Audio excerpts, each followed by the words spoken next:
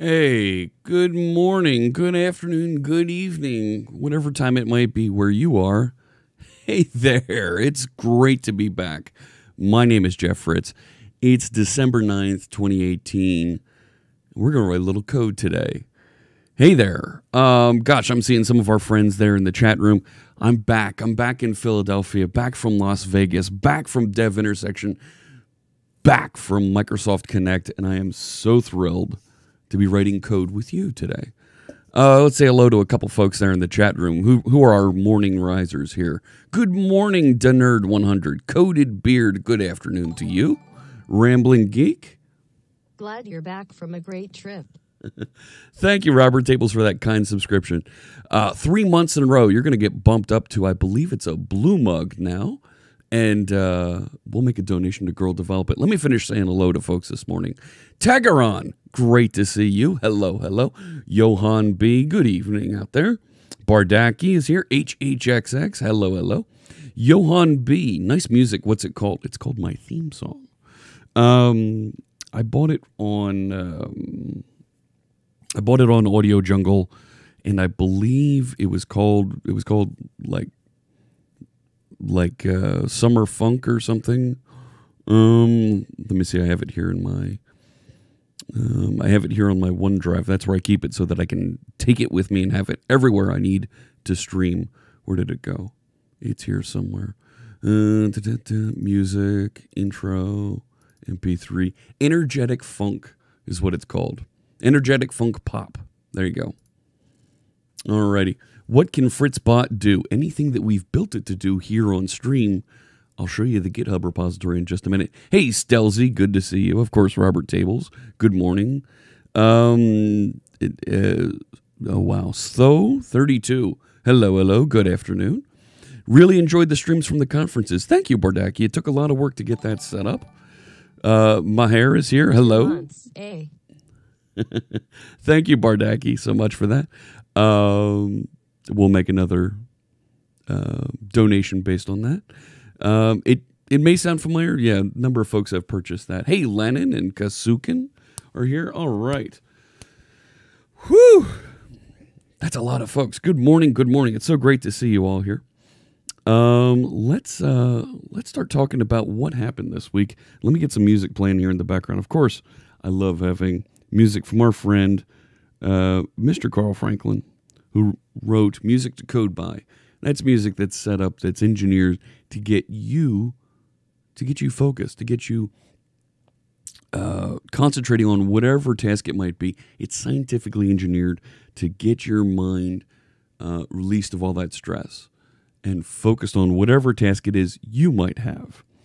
And today, you know what? I think I'm going to play Purple.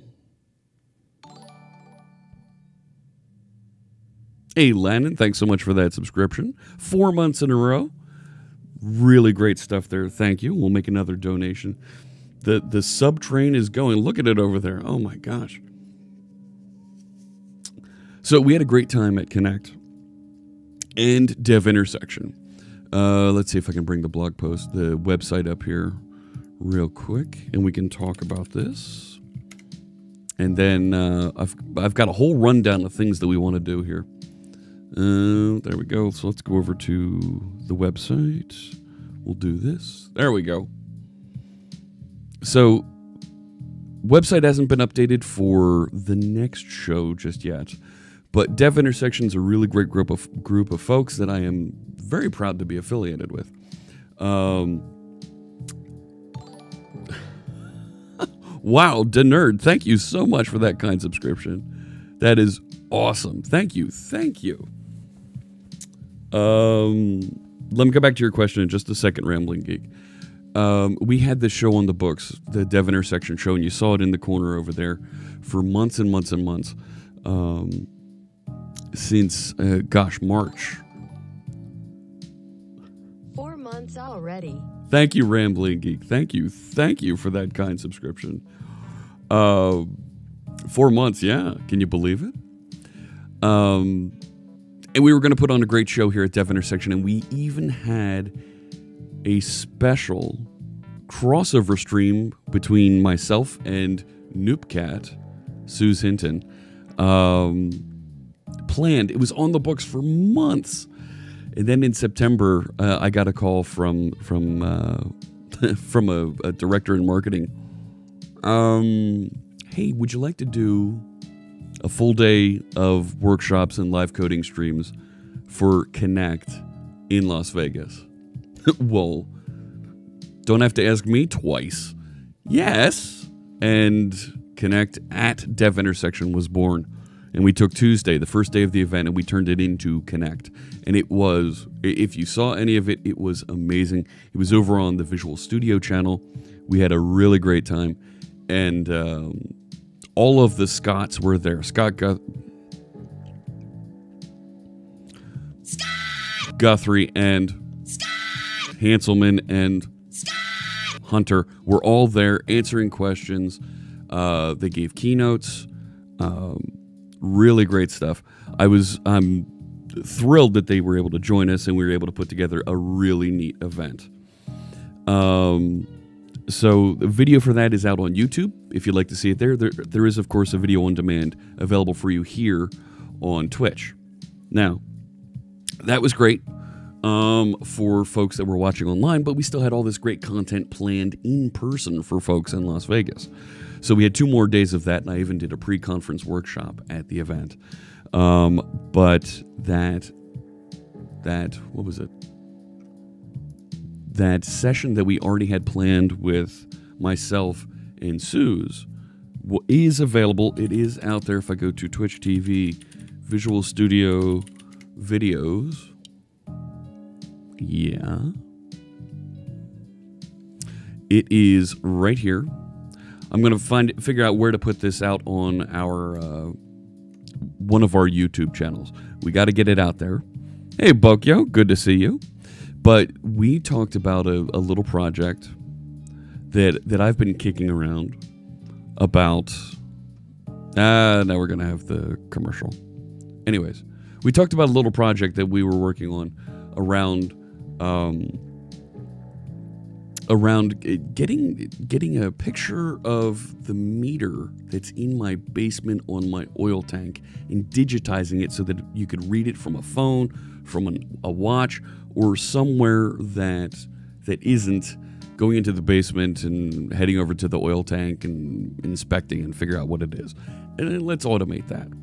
So we put together this concept around digitizing, there it was. Right, there it is. Digitizing this meter and being able to get it out there. So Suze wrote a little bit of code in JavaScript with Node.js. And you can click around, you can watch this. That'll actually take the pictures and upload them to Azure. And then I wrote a little bit of code in C#. Yeah, Node.js, Robert Tables, giddy up.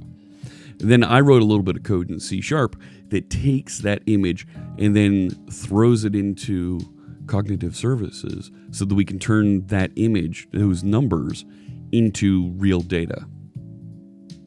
Now, I've got a pretty close to complete solution. It's available on my GitHub. GitHub.com, C# Fritz. Let's go over, let's get a little bit closer here. And, hello. And it's over here in a project called Oil Tank Vision. And if you click down into this, I wrote up just a quick README. It uses Raspberry Pi to convert an analog oil tank meter into a digital one, and here's what the data flow looks like. I got a pull request for the Node.js content.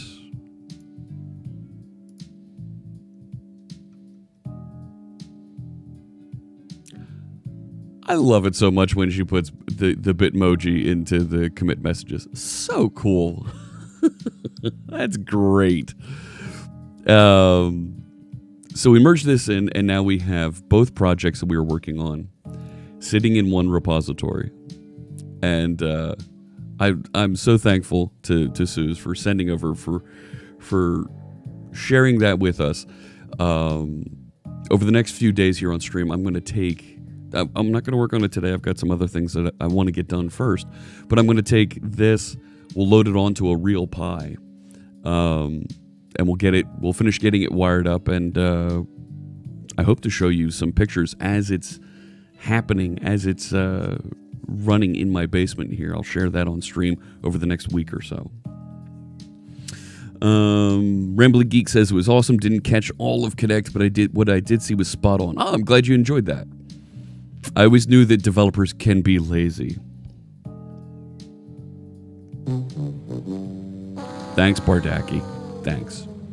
Listen, I might be a little bit lazy, but what I do want to be able to do is when I'm not at home, when I'm out and about, or when I'm just trying to get through my day, you know, and I remember, oh crap, how much oil's left in the tank? Do I need to order more? To be able to look at my watch, look at my phone, and see here's the latest reading, and have the image to back that reading up. That's not bad. I think that's a pretty neat solution, and I liked. We even had some suggestions from some folks at Twilio who happened to be sitting in the room. Hey, why don't you send a text message or even kick off a phone call to the oil company to order oil if you are low? That's tremendous. That is a great idea.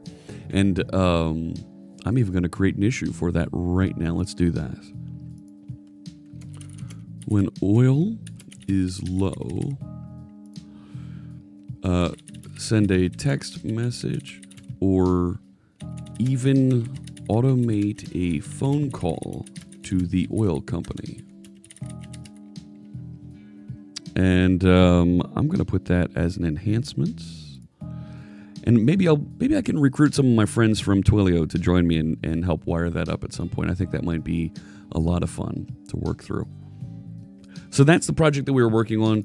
I encourage you, if you're interested in seeing and getting your hands on the code that we were working on, it's out here. C# Fritz Oil Tank Vision. All right.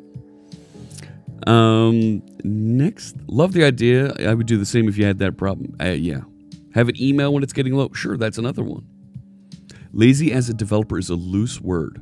You know what, Bardaki, I would actually suggest that lazy developers are better developers, because a developer that doesn't want to write the same code over and over and over again is going to put that code into a library.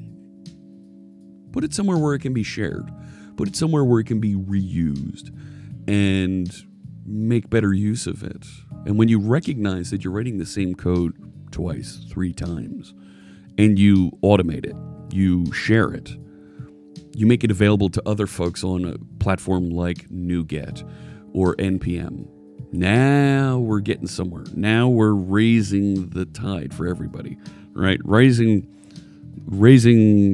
what's it, how's it go? Raising water lifts all boats. Rising tide lifts all boats. I don't do tides. I don't do water. Throw me a frickin' bone here. Something like that. Magic Mirror. Yeah, that's another cool thing. So Magic Mirror, here, I'll open that for you, Rambling Geek. It is definitely a special kind of laziness. Oh, and this is your build. Ooh. Yeah, I love this idea.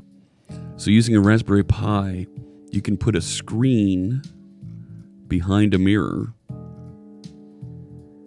with all kinds of, here's your holidays, here's your calendar, here's the weather. Love it. That is really cool.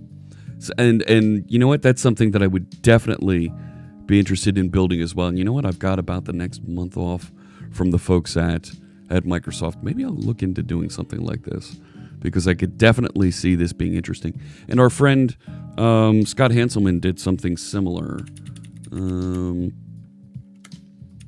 his blog with a Raspberry Pi. Building a family calendar using a Raspberry Pi Zero. Yeah. So it's his calendar, it's some photos and the weather. Same type deal. It's not a mirror, but something that you can hang up in the kitchen so that the family can see and be up to date and everybody's on the same page. That's pretty cool too. So I think I'm going to work on some projects like that a little bit. Play the video. Shows it coming on when you walk up to it. Really? Let me open that again.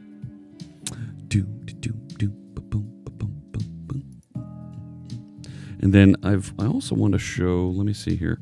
Now we've done it. We've broken Rambling Geeks webpage. There it comes. Play the video. Let me go down to the video. I'm going to turn off the sound. So you walk up to it. Oh, is that it there?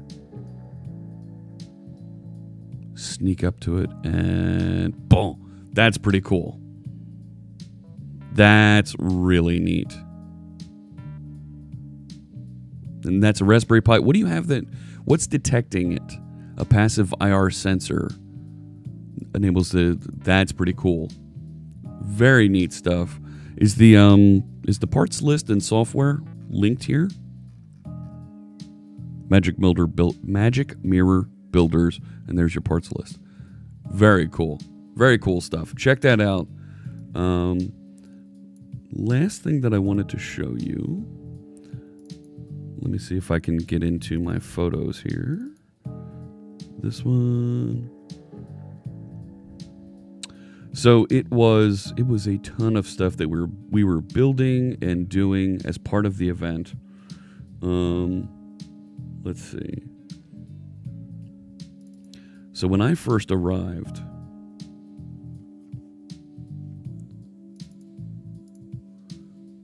this is what our studio looked like for Connect. I'm like, that's nothing. That looks kind of cheesy. And they started building it out, and it started looking like this. That's what it looked like when we actually sat down and we were ready to do this. And I was thrilled. So this is the set that we were on with Suze. And you can see, right, there's the desk at the bottom. Up here, right there, that was the camera we were using to show you the IoT devices from above. Really, really cool stuff. I was thrilled with our team from a company called Mighty Media that helped us with this. They were phenomenal. And there was another set on the other side, and that's the set that you saw. Very similar in structure and layout. And that's the set you saw Scott Guthrie being interviewed on. And then they let me take my picture in front of the sign. Don't save. Isn't that nice? So, too many me's. All right, let's get rid of that. And I had to get makeup. I had to make this thing look somewhat decent, somewhat professional. My mother says it looked like it took 10 years off my face. Yeah, whatever. Come on, Mom. All right. So that's just a couple pictures. Oh, you know what they did also?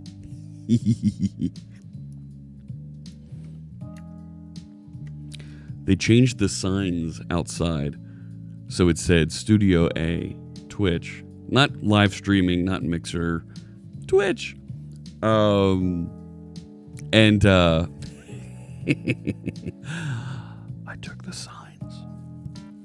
took the signs, and I'm going to hang them up. I'm redecorating my office, my home office here over the next few weeks, and I'm going to hang these up here in my home studio. Don't forget the hats. Oh my gosh, Bardaki! It was so fun to see some of you out there who are watching Connect recognize that I was changing hats. I brought a few hats with me to Vegas. A few.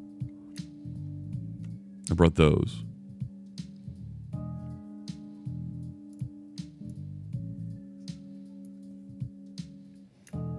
I brought those also. I had 10 hats with me. It was amazing. Hey, Farax85. This is music to code by from our friend Carl Franklin. He's graciously allowed us to play this music in the background. It's music that he's produced. And you can get your hands on it at MTCB, not MY. mtcb.pwop.com. There you go. 18 tracks are available. You can download and purchase for $42. There's also a, what's it called? There's a subscription service, musictoflowby.com. And you can get it on your iPhone, your Android. You can even get it on the web.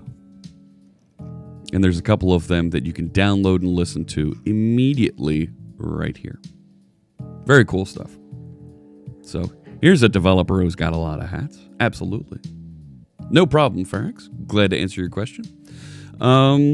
Okay, let's get into it. That's a little bit of a recap from my visit to Vegas. I had a great time, and I look forward to doing the next Dev Intersection in June in Orlando, sunny Orlando. I'm taking a quick peek here at the chat room. I've been trying to kill some time and see if she's here. She's not here yet. But I wanted to announce that we did our Bits for Bytes promotion. It was the first time we ran it last month. If you're not familiar with what I'm talking about, I announced a promotion at the end of October called Bits for Bytes. Every time that you cheer, of course, we'll make a donation to Girl Develop It. But I also drop a little bit of code graffiti into whatever it is that we're working on that says if it's more than 100 bits, I drop your name, how many bits you cheered, right into our code, and it gets committed into source control. And you can actually see some of that if you look at our Stream Tools project that we were working on at the end of the month. And if I go into, oh my gosh, we need to clean up some of these branches. Go into my code suggestion, and here, let's see, I think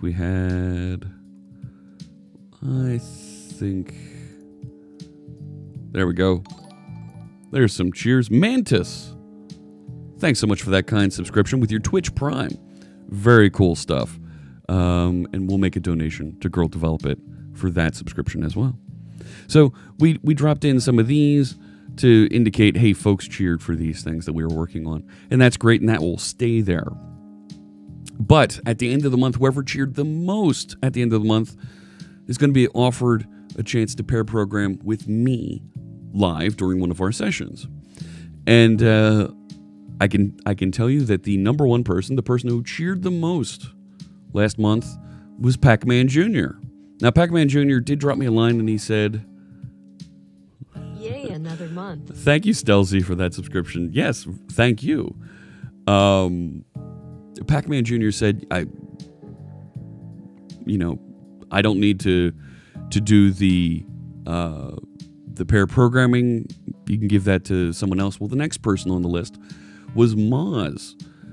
And I'm taking a look. I want to make sure that I extend her the offer to pair program. Like I said, I don't see her in the chat room. I do know where she is on Twitter. I will offer her the chance to pair program with me. And if not, we'll move on and we'll talk about December. And that's fine. You're more than welcome to turn it down if you don't want to. But I'm more than happy to extend that opportunity to you so that we can work together and have a good time programming and learning together here on stream. All right. So there you go. That's my recap. We talked about Bits for Bytes. Nobody wanting to pair until he gets that rainbow beard. Oh, Robert Table. So I dropped the date from the rainbow beard promotion. 4468 is our current number of followers. Here's the deal, and it was actually Maz who suggested this. When I started with this logo, let me put it up here. There you go. Right? She thought it'd be funny if you could color in that beard on that logo. I said, no. What color would you make it? She said it'd be rainbow. It'd be tremendous. And I said, well, that would look silly. And then she sent me pictures of folks that actually had rainbow beards and said, you should do this for real in real life. I said, you get me to 5,000 followers and we'll do it. And we've missed a couple of gold dates here. That's fine. But I'm going to leave it up here. And when we get to 5,000 followers, I will dye the rainbow beard. A hat to match? Maybe. I don't know. We'll think about it. So we're closing in. We're getting there. It's getting closer and closer. Let me back off that mic. How's that? Better? I see it getting a really hot. Test. All right. We did grow the channel pretty nicely. You're right, Robert Tables. It has grown significantly, and I thank you so much. So much for all the folks that you've told about, that all of you have told about the channel and have brought in to work with us. Lots of followers. Oh, yeah. All right. first thing that I want to talk about today is Visual Studio 2019. So the next version of Visual Studio is available. It's out there as a preview that you can download and you can try. So it's right here, Visual Studio. I went to visualstudio.com. It takes you to visualstudiomicrosoft.com. And up here is Visual Studio 2019 preview. Be the first to access the future of Visual Studio. Try it now. All right, so if you click through there, and what's in it for me, pre-release gives you early access to the new features. Try it side by side. And you can download the preview and it'll run side by side. And here's my friend Allison Buchholz talking about some of the cool new features. And actually, if you go to youtube.com Visual Studio, I think it does work side by side. I'm Allison Buchholz. Hey, there's also I'm a Allison. program manager on the Visual Studio platform. She is. Today, But I don't want to hear you talking right now. Because I want to go over here. Look at this. Look at this right here. I recognize that person. Oh my God. We had great announcements this morning. Lots of great stuff around Visual Studio. He looks so young. Oh.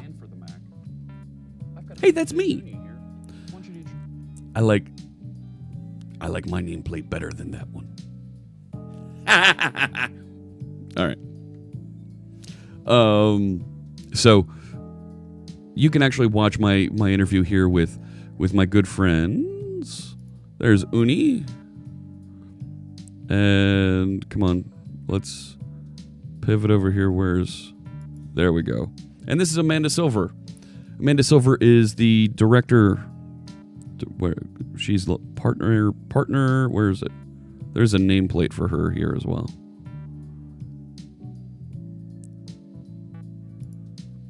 She's the program manager in charge of Visual Studio and does a tremendous job collating, putting together whatever features we decide to build there. Really, really great stuff. So check that out if you want to get in depth and you want to hear directly from them exactly what new things are in here. So I've downloaded and installed this. It does work side by side. When I downloaded it, it updated my installer, and check it out. I've got the 2017 15.9.3 available. The 15.9, see, I still have to update my 2017 preview. I haven't updated it yet. But I have these two already side by side, and I installed 2019, and it's available for me down here. 16.0 preview 1. Now, why 16? That's our internal version number, even though the product name, right, the marketers put on it is Visual Studio 2019. But internally we call it Dev 16. So sometimes you'll hear some of us refer to it as Dev 16. My videos on the Visual Studio channel on Twitch have issues with sound out of sync from the video. Wow, Simon Jeering. Didn't know that. We had a dedicated sound engineering team that was working on that. That's news to me. I don't know. And there's not much I can do with that one. For me, Visual Studio Preview at 15.9 works better than 15.9. Ah. Hey, Frank. No, I'm not taking off. Well, I took off from Microsoft, but I'm still streaming because I want to be here with you. Not just you, but you on the right. No, the other right. Yeah, you. That's who I want to be coding with. All right. How can you install two different versions of 2017? Not a dumb question, Magnus. Not dumb at all. When you click through on the website, you'll be able to go and find different versions of Visual Studio, and it'll add it into the installer. And you'll end up with these little blocks of different versions of Visual Studio. And what you can do here, right? I can always modify and change these, but let me show you. It's actually sitting on disk, and this is pretty cool because they really leveled up how this is managed. And I want to make sure that you're aware of it because I think this is what's taking Visual Studio to the next level. So I have these three versions. So now when I go see Program Files, Microsoft Visual Studio, I have a 2017, now a 2019. You can see I just installed it this morning. And then there's the installer, and here's my preview version over here, along with the exact SKU, and then all the tools and things installed with it. And then there's 2017 Enterprise and all the same stuff there. So if you have the disk space, it actually isolates and puts everything down side by side on disk for you so that you can work with it and use those things appropriately and isolate it from each other. They don't step on each other. We actually went through a little bit of a process while I was working on the ASP.NET team, not ASP.NET Core, ASP.NET, to look at some of the DLLs that are sitting out there that are registered with .NET Framework. And how do we separate those things that are specific to Visual Studio? Let me explain. If you go into C Windows, and then I believe it's Microsoft.NET, right? And you go into Framework, then you have all the different framework versions here, right? If I go down into one of these, you see all the DLLs out here. And some of these DLLs are just, they make sense. You want to be able to use them everywhere, like System Drawing. Yeah, System Drawing. I need to use that for Windows Forms. But there's also System Drawing Design and System Design. These are DLLs that are specific to Visual Studio. You can't load and use these designers from the .NET Framework anywhere except for Visual Studio, right? There's a system, where is it? There's a System Web Design down here as well. Yeah, System Web Entity Design, Dynamic Data Design, Data Visualization Design. These things are part of the .NET Framework. These are things that every version of Windows has installed. Because way back when .NET was being built and released, the designers shipping as part of the base class library was the way to ship these things. Because they had to be strongly typed, they had to be signed. So ship them with the base class library, then we can update them with Windows, and it updates Visual Studio then. But why do I need some of these designers sitting on like my mother-in-law's machine who doesn't use Visual Studio? And we'll work on that. We'll get my mother-in-law using Visual Studio. But it doesn't make sense. So some of these things that are specific to each version of Visual Studio, we figure out ways to repackage them so that they actually ship and sit inside that folder with Visual Studio. So then we can delete a folder here and remove it from disk, and it's uninstalled there. Hey, K Creative, thanks so much for that, host. Let's see here. I missed a couple things here. .NET Standard gives you some errors. Your ASP.NET Core project doesn't load in stable Visual Studio. That's weird. Simon Jering says, I found using Visual Studio Code way more than Visual Studio. You found it more interesting, more what? Give me a little bit of information there. But you like what we're doing with the CLI tooling. Thank you, Simon Jering. It is pretty cool. I like that we're enabling folks to use whatever editor they would like. But of course, if you want to step up, if you want the Cadillac, the Cadillac of IDEs, Visual Studio is there for you. Very cool stuff. Only have 2013, 2015, 2017 in there for some reason. Genesco, they're not Pokemon. You don't have to collect them all. Okay. There is a Visual Studio for Mac now. Yes, it's been around for a little bit. It's actually the evolution of Xamarin Studio. So Microsoft acquired Xamarin Studio, and we evolved it so that it would become the new Visual Studio and get all kinds of features for building ASP.NET applications, ASP.NET Core applications for Mac. Great stuff. The Godzilla Cadillac. Well, a little bit. I think that Apple kind of does that with Xcode and DevTools type things. They do. They do a little bit. Is there a date when the first final version of Visual Studio 2019 will be available? Great question. Is it Tho? Let me know how to pronounce. I forget how to pronounce your name. No, there is no date. We have a target that we want to hit. Of course, it'd be great if we had it to announce at a conference. We do have some conferences out there. You might know of them, going into various spring events. I can't give you that exact date, but it would be great to be able to launch it there. I don't know if we'll make it. But when you work for a group that is using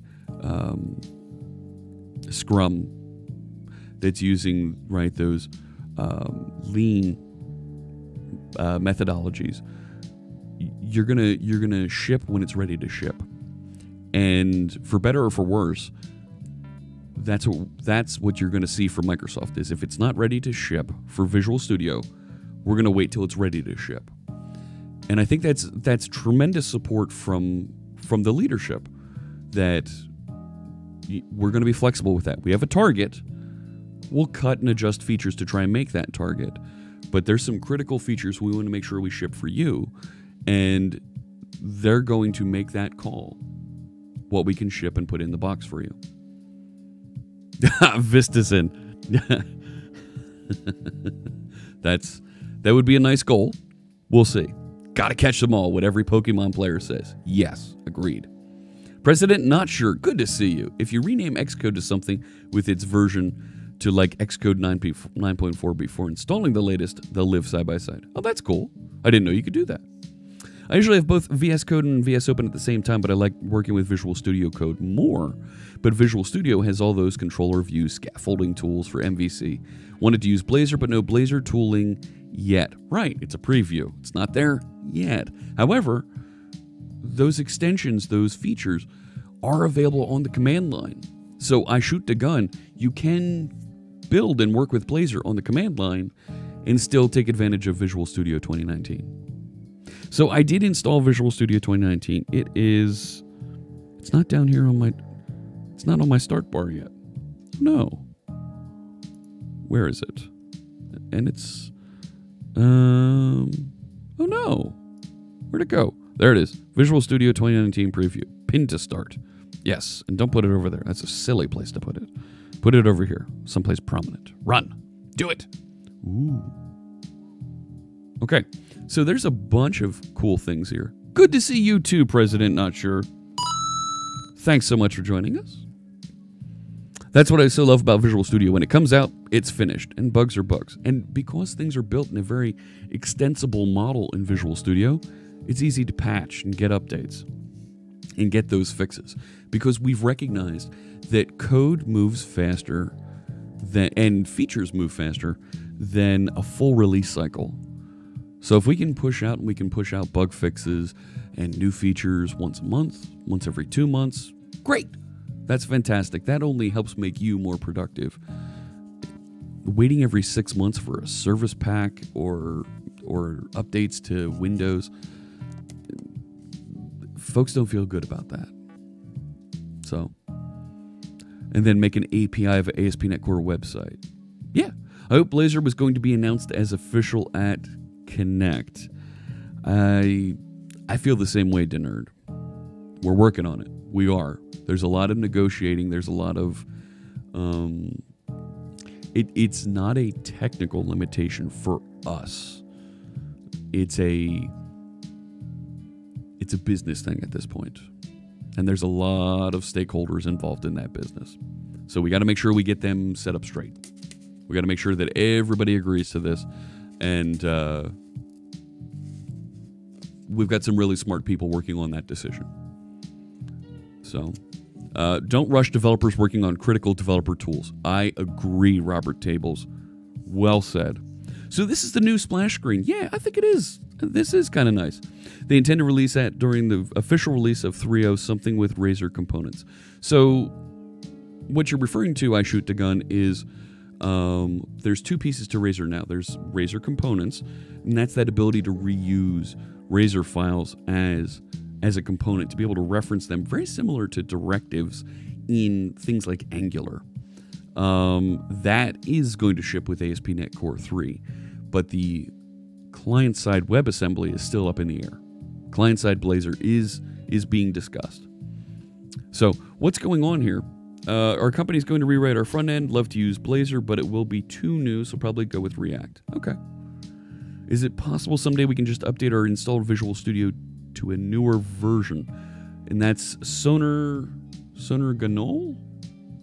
I don't know. That's a great idea for a feature. I don't know. We're not there yet. But that's a pretty neat idea. And I know some of the folks from the Visual Studio team like to watch this stream. So if they're out there, I'm sure they see your message. If not, I'll relay it over to our friends over there. Okay, so this is the new splash screen, and I love that there's we've fixed the empty Visual Studio problem. You shouldn't get into Visual Studio without code if you want to be up and ready to do something. So I love that here's the list of functions, list of projects that I was working on available to me here. Or I can say go clone or check out code from somewhere on GitHub or Azure DevOps. Open up an existing project or solution that isn't in my recent list. Or even go open a folder or start something brand new. Does it still support jump lists from the start menu? Let me do this. I'm going to pin this to the taskbar. I want to make sure I remember that. I'm going to put it in my collection of Visual Studios here.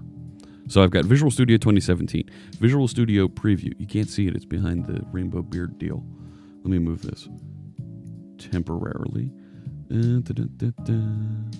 Where is it? Rainbow beard. Move that down there. There you go. Now you can see my Visual Studios. So Visual Studio 2017, Visual Studio 2017 Preview. Now I put Visual Studio 2019 here. Visual Studio Installer, Visual Studio Code, Visual Studio Code Experimental, the Insider's Ring. So I've got them all here. All right. I'm going to move that back up. That's better. Okay. So if I right click, I don't have a list here yet. Well, let's do this. I want to clone or check out code. Let me see if we can grab that. Let's try this with try that with the Oil Tank Vision project because I haven't opened that locally here yet. So I'm going to click clone or download, and I'm going to copy the URL right here by clicking the, what is that? It's a clipboard. It looks like a, I don't know what it looks like. Yeah, it's a clipboard with an arrow. And let's paste that in here. Local path, no. Dev. And let's call it Oil Tank Vision. Yeah, there you go. All right. Clone URL is not valid. Yes, it is. I just copied that. See? Copy.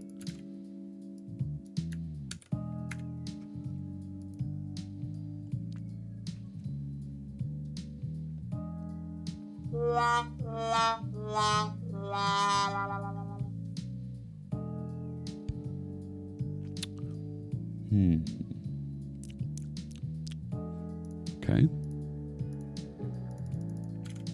Let's try this with HTTPS. Well, that works. I prefer to use SSH.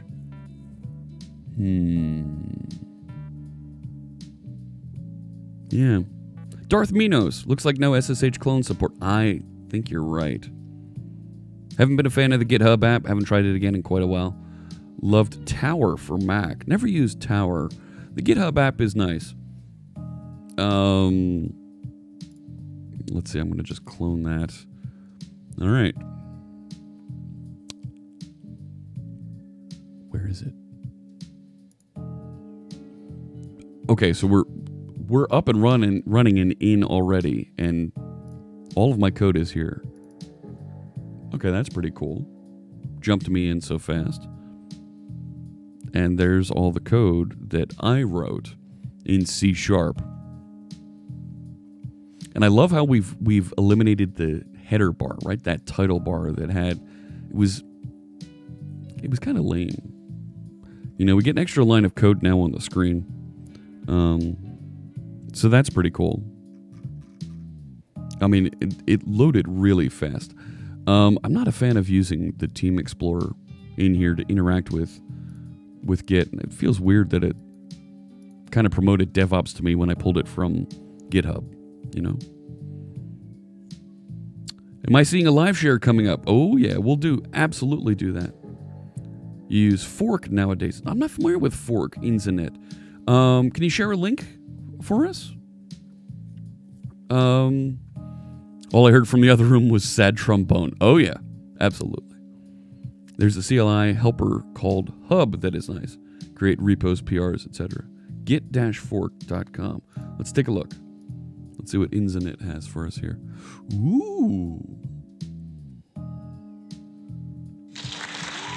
Nice. Wow. This looks a little bit like Git Kraken. But that's really cool. Oh my gosh. I'm impressed. Robert Tables. See what you did there. Same thought. You can use SSH.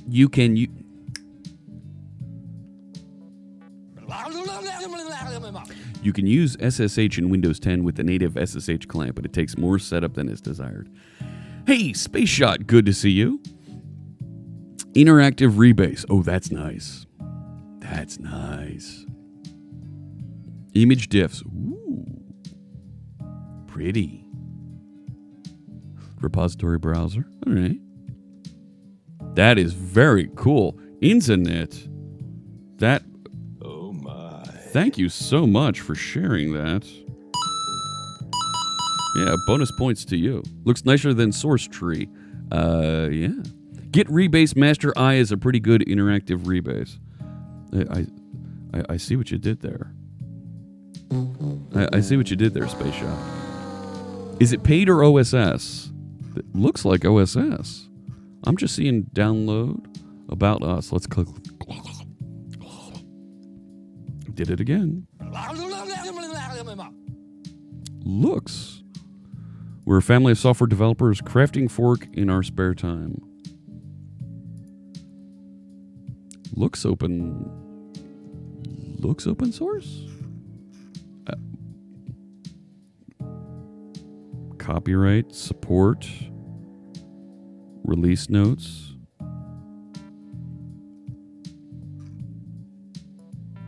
I don't see a buy.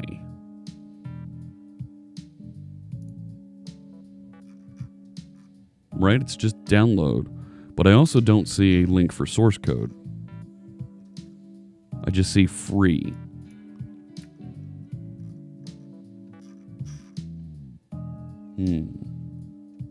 I'd want to be able to support the developers if they're going to charge for it, but if it's open source, that's great too. I'd like to be able to support them with pull requests. Neat stuff. Thank you so much. That's the main thing that keeps me from Git Kraken. Yeah. The name is not good for Google Binging it. Nice. Nice. I see what you did there. So I got Visual Studio 2019 open, and I'm here looking at that Oil Vision project. Now, there's a great set of blog posts out here about all the new features coming in Visual Studio 2019, making every developer more productive with Visual Studio 2019. Hey, Allison. Hi, good to see you. Thanks so much for stopping by. So there's that splash screen, and then there's a new search experience. That's kind of cool. We're up here. And that's neat. It's kind of in the middle now. At least it's in the middle on my screen. New project, so you can actually search for features and things. So if I search for themes, jumps me right in. That's nice. If I search for a new project, cool. Need to work on that dialogue. Create a new project. And I like now that languages and platform and project type are up here as kind of filter criteria. And it's not that side-by-side dialogue that we had before. Does Control Shift F still work though? That's a good question. Control Shift F. Find and replace. In the entire solution. So of course, yep. Making every developer more productive. Challenge accepted. Do you know how many people I follow on Twitch? Robert Tables, bring it. Bring it. Do it! Let's make every developer more productive. I know in particular they want to get Node.js developers productive in here. And if you want to test us, you want to test me, let's do it. New search is a nice addition, building on the existing tools. Yeah. Control Q, it's search for the option or feature. It is. It is pretty nice to be able to do that. Now, there's also, right, so there's the code viewer that you can see over here. That's been there for a while, right? Scroll bar options. This is also in Visual Studio 2017. You can say use bar mode, use map mode, right? If I turn on map mode, right, I can say just how wide I want this. And you're able to see, get a preview of exactly where things are in this fat vertical scroll bar. Now that's cool, right? Use bar mode and it goes back to just a normal bar. So map mode with the preview tooltips, and I can even set how big I want it. So that's kind of cool. All right. But that's been there for a while, you know? Code cleanup is now a thing down here at the bottom instead of having the error list kind of wake up and spoil your day. Helping your team work together. So Visual Studio IntelliCode, this I think is huge. Is there a way to synchronize hotkeys between Visual Studio and Visual Studio Code? I thought there was. Right? Because if I go Tools, Options...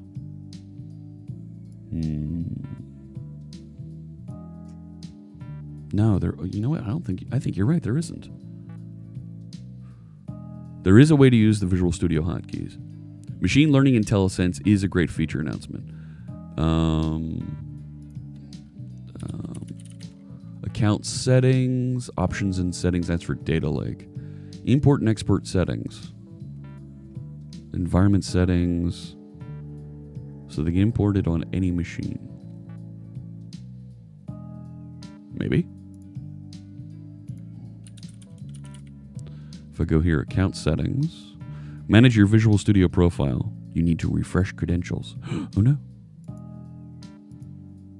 So, that might work? I don't know. I do want to talk about IntelliCode. Improving Visual Studio IntelliCode, context-aware and AI-powered IntelliSense. Right, so there's already IntelliSense out there, right, so that I can do things, right, like, let's see, let's do this. Public void foo var string, no, s equals this. So when I do s dot, right, it gives me all these string things that I can do. Right, pad left, pad right. Don't pad left. NPM doesn't have that function. Never, I can't do that. Right, all these things that are string sensitive. Or if I change this to an integer, right, it gives me integer-like things here. But then IntelliCode kicks in, and it will give you suggestions based on what are the popular things to do with that type. And it puts a little star next to it. So let's find it here. Where is it?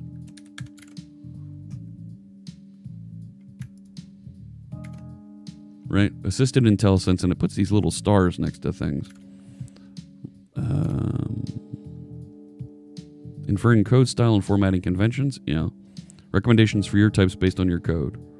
If you're using C#, you can have IntelliCode learn patterns from your code so it can make recommendations for types that aren't in the open source domain, your own utility classes or domain. Learn more below. Please, yes. So here's what I want to do. I'm going to close this file. No changes. And let's try opening the project we were working on, Stream Tools. Let's use a VS Code profile. Oh, there you go. Tools, options, environment. One-way upgrade.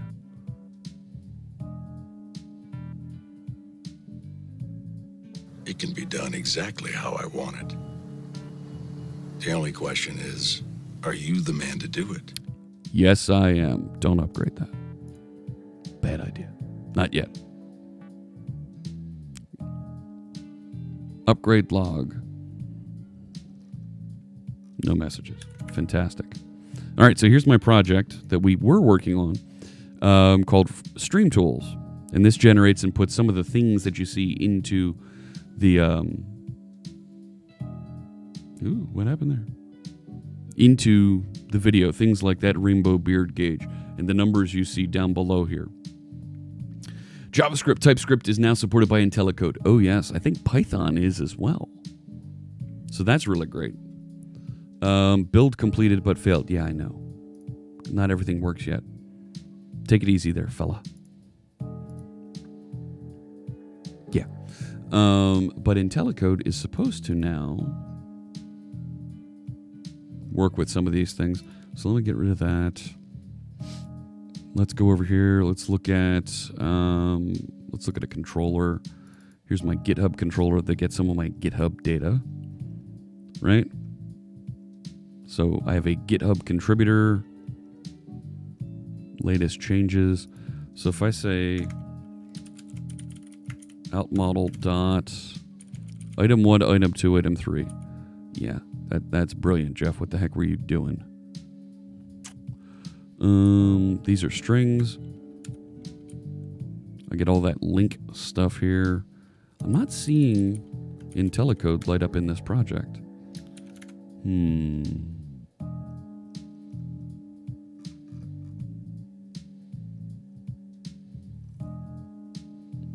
Let's see, if you're using C#, a preview service keeps the trained models secured, so only you and those you choose to share them with can access them.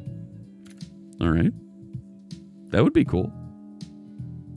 I do not like the idea of AI inferring with the list of proposals and changing the order on the fly because I tend to memorize those key presses. Having learned to press A, down, down, enter in a situation gives me the right answer, and then something shifts the position of the items in the list. Interesting. Okay. I shouldn't have to.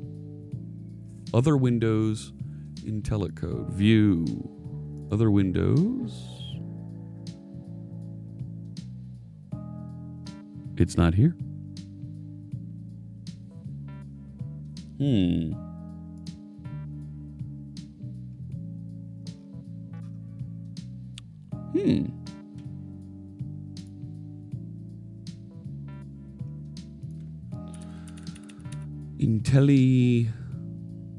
IntelliCode. Right, there it is.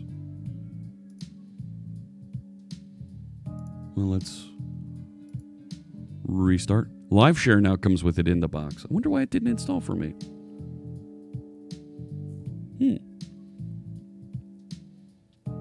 You want the suggestions on the bottom of the list. Well, then you're never going to see it. Yeah. If it's at the bottom of the list, then it's not at the top. I could see turning it on and off as an option. Oh my. Come on, install now.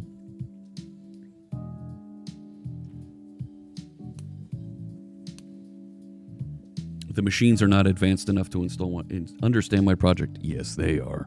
While that's going, I'm going to open Visual Studio Code. Let's see if we can get that to update.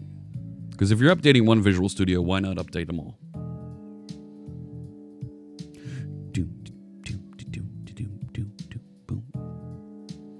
And this is Core Wiki we were working on a little bit ago. There we go.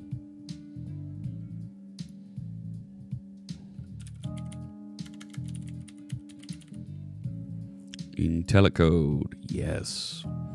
Provides AI-assisted productivity features for Python, TypeScript, JavaScript, and Java developers. No C#?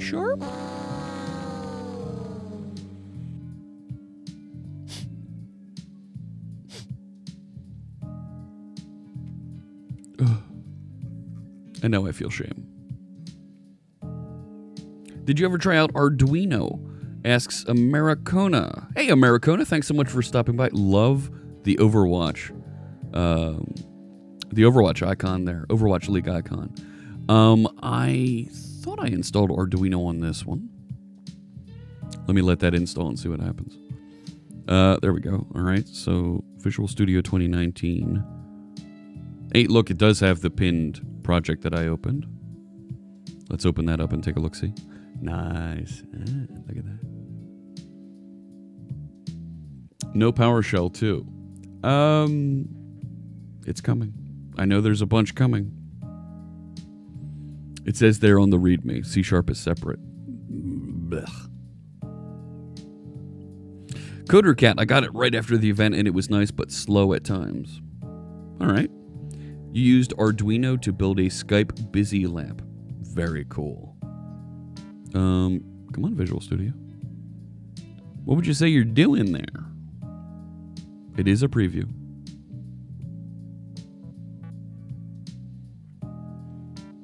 And right now it is crushing my processor. Show us how to vote on features for Visual Studio 2019. I'd be happy to. Stream gone choppy. Yeah, I know. I might not be able to run Visual Studio 2019 here for a bit.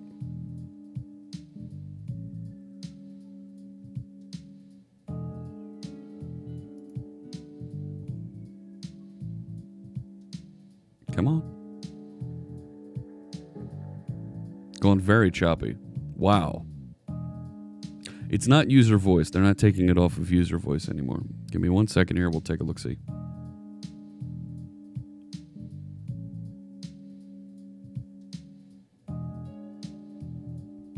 Yeah, we're losing some. We're not losing frames, but our frames per second is dropping. And my data rate is going down. Yeah, Visual Studio is crushing me now.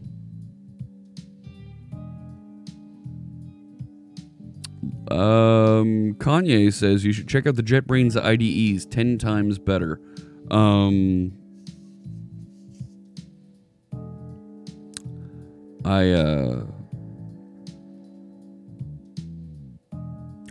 hear you. The JetBrains is working on and building some great IDEs. I work on the Visual Studio team. I need to support our folks. There it is, developer community. That's the one. A question on the side, if I may. I read that Microsoft would like VS Code to be the go-to IDE for PowerShell, but how is it going to win if the ISE is installed everywhere? Is MS going to install VS Code to its server operating systems in the future? I can't speak for the PowerShell team, but now that PowerShell is open source and available to run everywhere, including Mac and Linux, I don't think the ISE is available on Mac and Linux. So to have Visual Studio Code available over there to support is going to be very good. Look at VS Code affecting your frame rate. Well, I have Visual Studio Code and Visual Studio Open, and I'm running effectively an alpha version of Visual Studio 2019. It hasn't been optimized yet. It's got a lot of very raw features in there that aren't ready for prime time. It's a preview. It's not released yet. These things are out there waiting for you to learn about, tinker, provide feedback, and they're going to improve. You're running 2 instances of 2019 at this moment. Haven't experienced high CPU usage yet. Looking. Yeah, my problem is I'm running OBS, which chews up a lot of processor, at the same time as Visual Studio and Visual Studio Code. Let me close the installer. We don't need that open anymore. Consuming 2.9% CPU. When it was starting up, and it runs all the things in the background, that's where it looked like it was pinching my resources. But an Electron does get a little crazy. Actually, in Visual Studio Code right now is doing quite nice. Yeah, the storm has passed here. All right, so now that I have IntelliCode, IntelliSense, it's not there. So, yeah, did you see that? Train on my code. Visual Studio IntelliCode. How do I get to that window?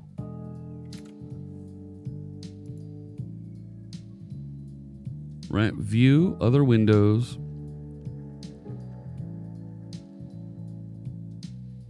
IntelliCode.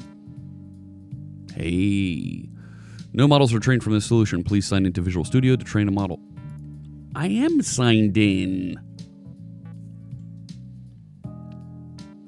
Hey, Chris Jones, good to see you. Yeah. Your custom model will be trained in the cloud after code features are extracted from the solution. After training, the model will be downloaded and activated within Visual Studio. Do it. Analyzing my code. Actually, I can't play that song anymore. Signed into Visual Studio. Yeah. Let's see here. You're also on a mobile CPU, right? Oh, Magnus. I see what you did. No. Oh, and I don't commit to the Visual Studio 2019 branches. Visual Studio IntelliCode asked me to sign into Visual Studio when I'm already signed in. Yes. All right, so there it is, trained and ready to use, and I can retrain it. I wonder how often I have to retrain it. What keeps it up to date? You know? As I add features, do I have to retrain it on a regular basis? Yes, there is a Visual Studio for Mac preview as well. Is IntelliCode going to be in Visual Studio Pro? LiveShare and Visual Studio Pro are both still... LiveShare is free and available everywhere. IntelliCode, I don't know. But LiveShare it's now in the box. It's free for folks to use on Visual Studio Code. It's free for folks to use on Visual Studio. So now if I come back into my project here, let me go into, let's try Core over here. I've got chat service, stream service. So let's see, I have my services down here. Go away, properties. So I have like my fake service, right?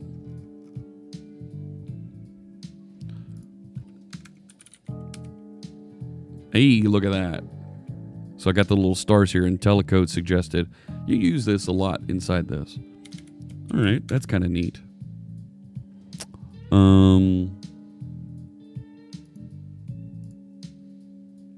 It's neat that it found it on my objects, you know? If I go over to pages, let's look at code suggestions. Code suggestions manager. And then here's the things that I'm suggesting. You use current suggestions and suggestion added a lot. So we're going to put them up at the top. But, I mean, right, somebody was saying, well, I'm used to typing A or C or whatever, and then down, and jumping right into whatever. Yeah, I could see how that's going to interrupt your flow. But I can also see it'd be nice to be able to just turn it off if it's not something that you want to be able to use. So maybe that's a good suggestion to go after. It's a great tool unless you're doing anything actually professional. What are you referring to, Kanye?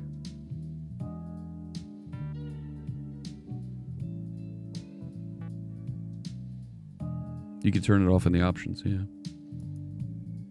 Even free for 2017. Yes, it is available in 2017. They're just leveling up the capabilities in 2019. All right, let's so that's neat about Visual Studio IntelliCode and how it does more things. Supports more languages and learns from your code. C++, TypeScript, JavaScript, and Java. That's very cool that it even includes Java and C++. TypeScript I kind of expect because that's a Microsoft language, but the other two are really cool. And there's my friend Mark Wilson Thomas Mark and Allison, brilliant folks.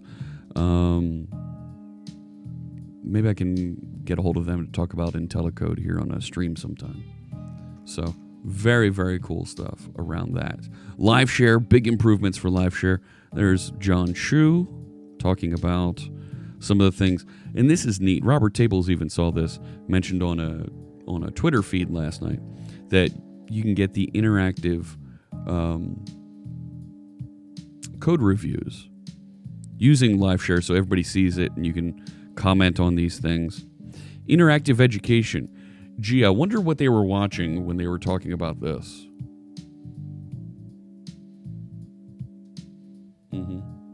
I see you. Read only for 30 people. No, that's what I turn on, is read only.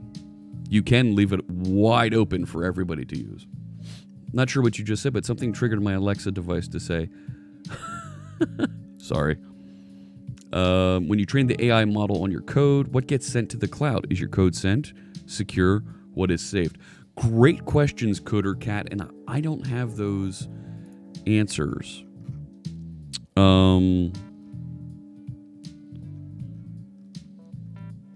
That would be really great set of questions for the team here. I'll tell you what I'm going to do for you, Coder Cat. Let's do this. So I have a notepad open here with some of the things we were discussing.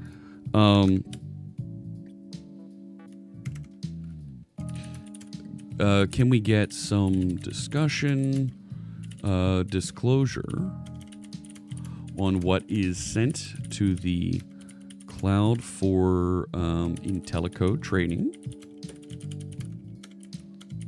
How long is that saved? What protocol is used? How long is it persisted? How often do I need to retrain?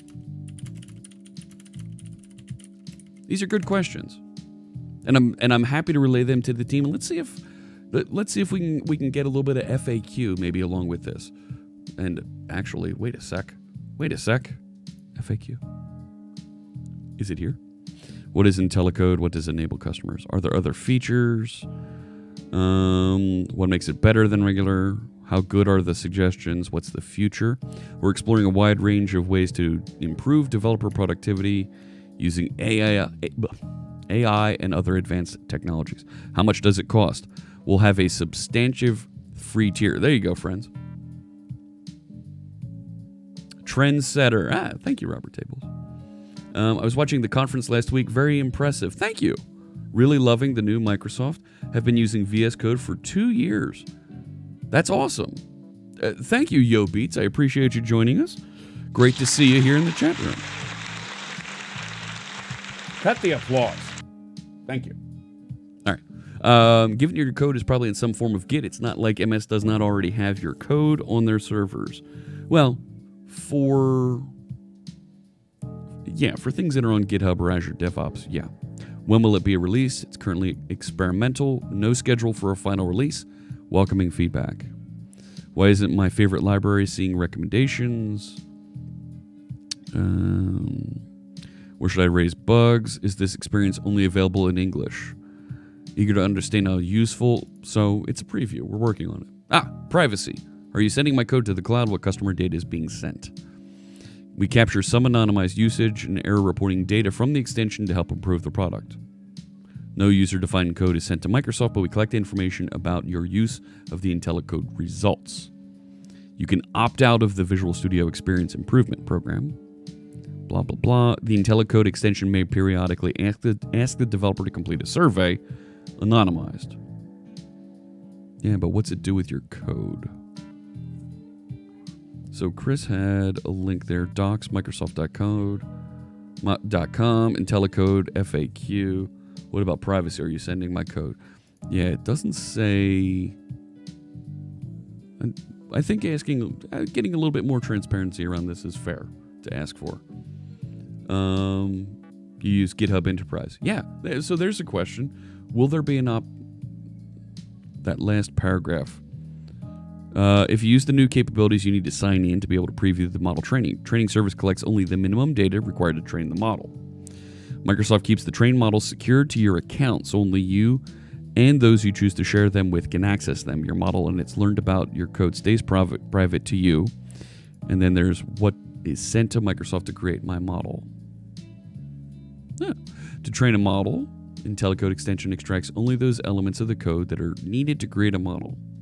Extracts the names of classes and methods, so it feels like it's a PDB that it's sending. You know what I mean? How secure is this? Can I see the data that is sent to Microsoft? Ooh, that's nice. Is there a way to try this out without using my own code base? Can others see the models? Your models are private to you and those people that you have sharing links that you generate by choosing Share Model. I feel like this is something I would love to be able to publish with my GitHub repository. You know? So that everybody can see what's going on there. People should be this concerned about the trails they leave whenever they browse a site and how it is used to train models and track you.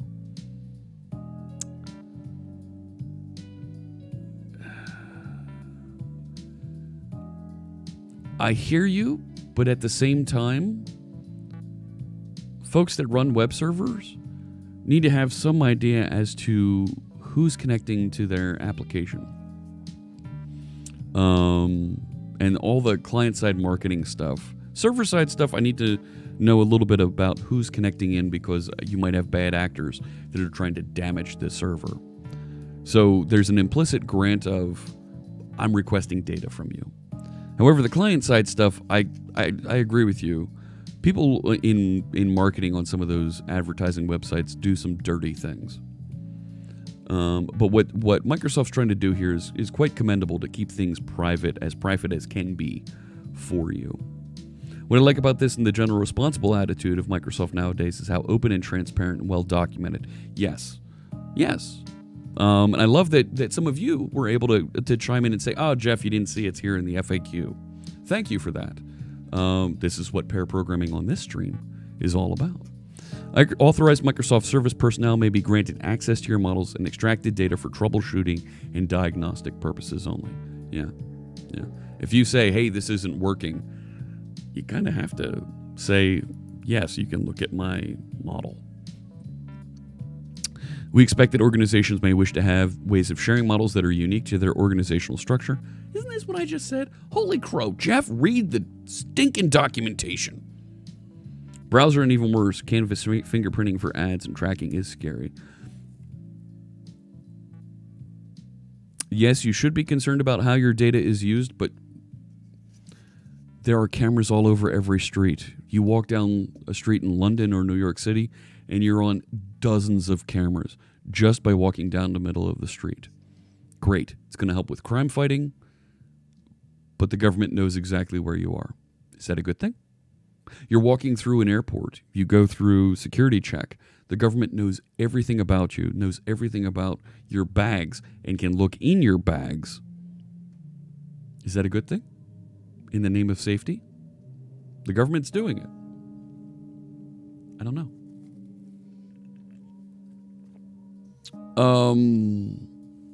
Yo Beats, I can answer that question now. What are my thoughts on Edge moving towards Chromium? So we got this question a lot last week during the event. For those of you, I think we're interesting to hear more about the subject of sharing models. I think this is great for IntelliCode. I'm going to move on to Yo Beats' question about Edge and Chromium. I want to find the official Microsoft post on this, and it's kind of sad that the tech blogs are showing this first. Is there the update? This is something that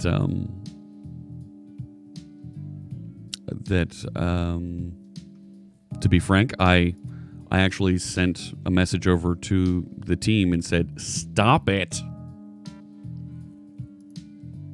Come on, where's the official? Yeah, there's the confirms. Confirmed plans. There it is. Blog Windows.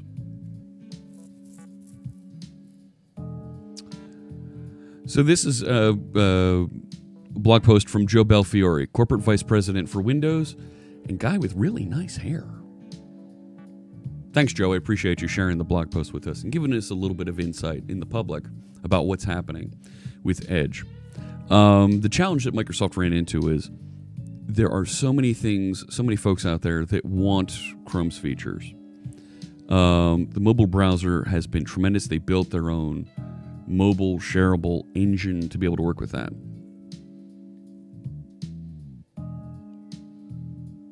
Fuel Stable says, I'm not afraid of my government. They have legitimate interest to track me, I think.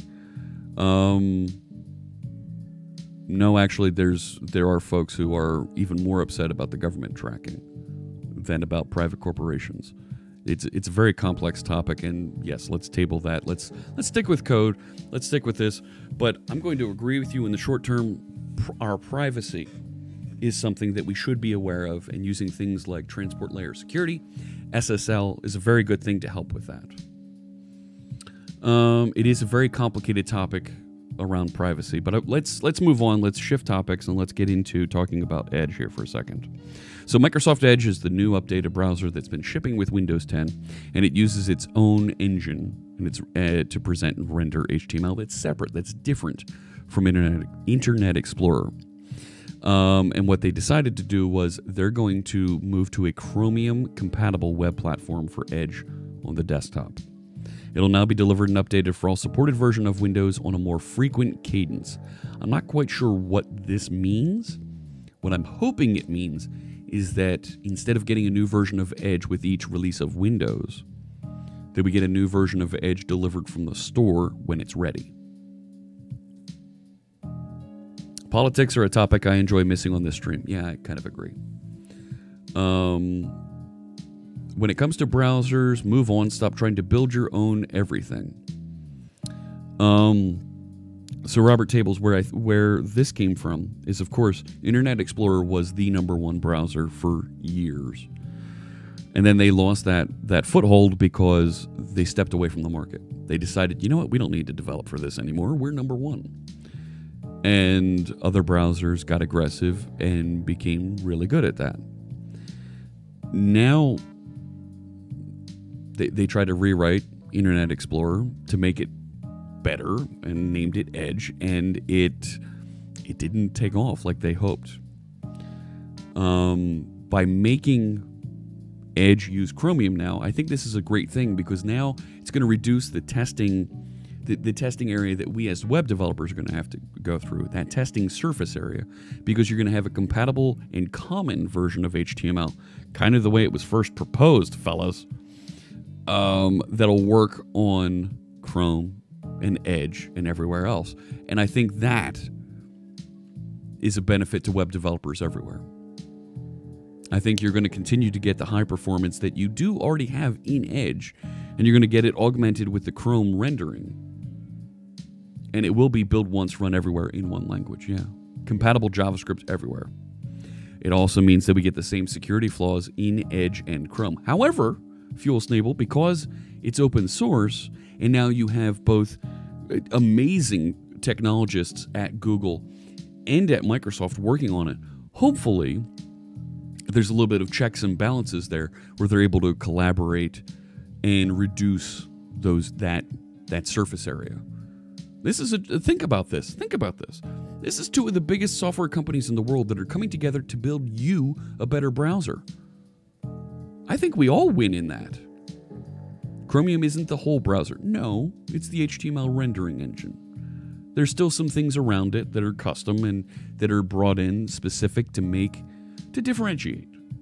And Opera already does this. There's some other browsers that already do this.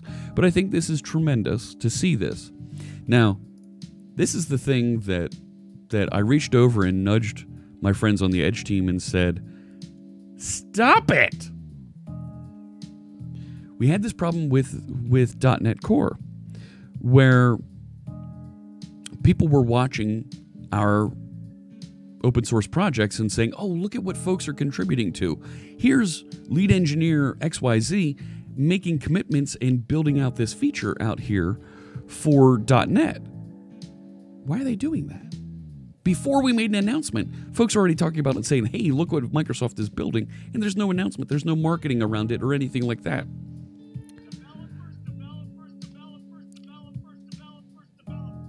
Thank you, Berzilius. Thank you so much for the follow.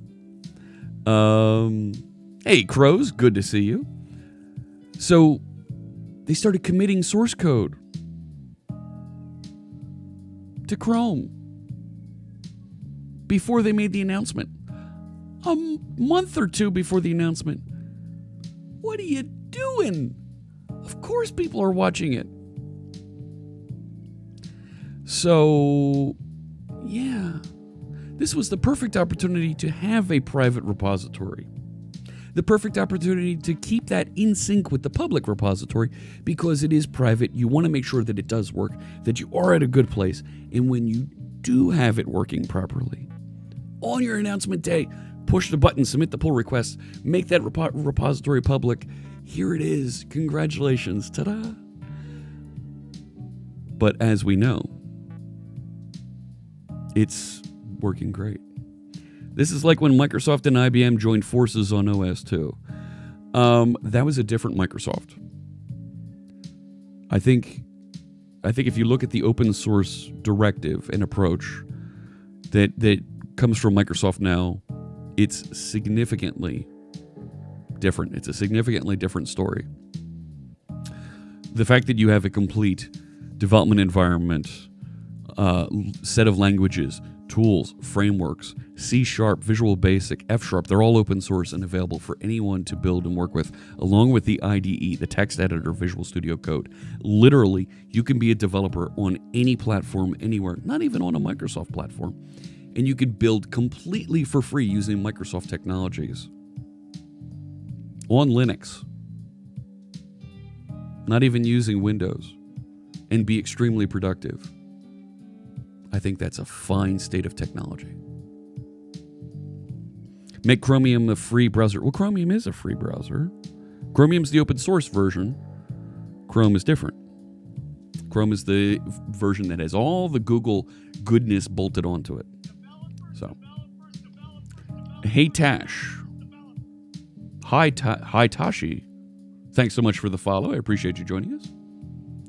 While it might not be the most efficient, do we can have more overall competing engines in the browser space? Here's the problem. We've had competing engines in the browser space, and none of them render the same thing the right way because they all use different standards. If they're all different standards, then none of them are a standard. And nobody wins. So, I'm still reasonably skeptical that this is all part of the embrace phase. And now with the kind of Chromium but with extras is the start of Extend. Well, Chrome is already Chromium but with extras for Google. And Google has made it perfectly clear that your use of Chrome, your use of their services, feeds their advertising engines. Coming back to a little bit of what Fuel Snable is saying. When you use Chrome, make no bones about it, Google is watching everything that you do in that browser. It's documented, it's there. You accept that as part of the end user license agreement. Do people read the standard and implement in good faith? Different results. Yes. Mozilla made a scary announcement. Smite Baron. What did Mozilla announce? Do you have a link you can share? That's, gosh, you're baiting me along here, Smite. Crows, is Microsoft still caring about Internet Explorer? Or am I, Jeff Fritz? Jeff Fritz? I care about it a little bit. Not as much as I used to. Above the revenue streams have changed for both Google and Microsoft. Advertising for Google and cloud hosting on Azure. Yeah, you're right. Is that Gutowski? Thank you for the follow. I appreciate that. Edge HTML to OSS. I thought. Oh no, the JavaScript engine is open source. Hydra, that's called. That's available out there. All right, so we've done some work with Visual Studio. We've talked a little bit about Edge. I'm excited to see it. I'm really happy that our friend Joe Belfiore has made this announcement. I think he's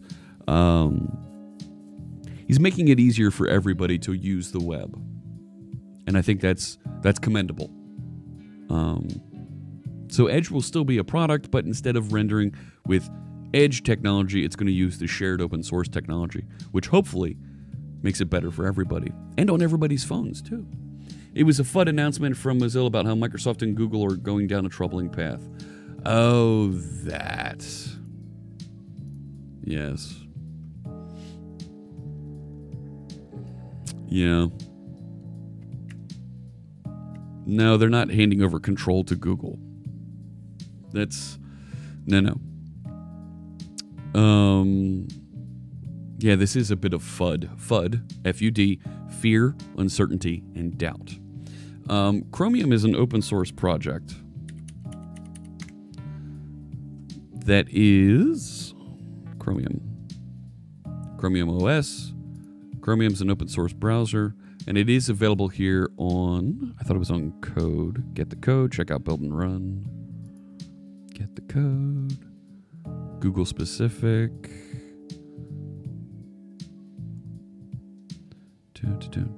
Browse. There we go. Which is weird that it's on Google source and not on GitHub. Yeah. FUD and try Firefox. Yeah. Not bad. That's fine. It's Git. It's available out here. The point is, folks can see exactly what's going on and contribute to it. Yes, the stewards that are leading this project right now are Google. But it's open source, which means everybody's going to benefit from this. So, Google source is still a thing. Yeah, I thought that too. Why not use Chromium to IE? Genescu, that's an even better question and not one that I have an answer. If Edgium, I see what you did there, Darth Minos, nice. Supports muting a single tab, I will use that since I use that feature a lot on Twitch and in the latest Chrome beta. The feature is no longer supported. You can only mute a site. You can do that in Firefox also. You can mute a specific tab. So that's definitely a thing. And for the record, I use Firefox here on stream. My folks that I work with would prefer if I used Edge, but I use Firefox. I want to make sure that you see that this is working with all the stuff that we're working on. Works with a third-party browser that isn't Google and is completely open source for you to work on. All right. Let's see. Hey, fossils! I only support Chromium-free browsers. Vivaldi more and more. Oh, neat. All right. Okay. I think we've covered everything. And we spent a lot of time discussing all the stuff that's happening there. Hey, fossils. Hello, hello. Hi. I met the Hey Guys lady. I met her at TwitchCon. And she's working on a new emote that's Bye Guys. But the Hey Guys lady in that emote there from Fossils, I met her. Rambling Geek, yes, you did ask that question earlier. OAuth client in a .NET console app. Opera is also using Chromium right now, right? Hey, Mr. Byte TV. The hidden setting was removed. In Firefox there's a little speaker thing that appears like right here right next to the close, and you can click it and it'll mute a tab. You're using OAuth client.net, and this is .NET console or .NET core? OAuth in C# as a client. OAuth client library for .NET.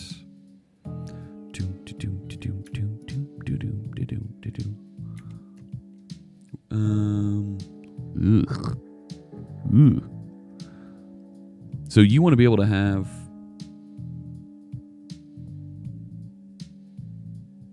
core console. All right.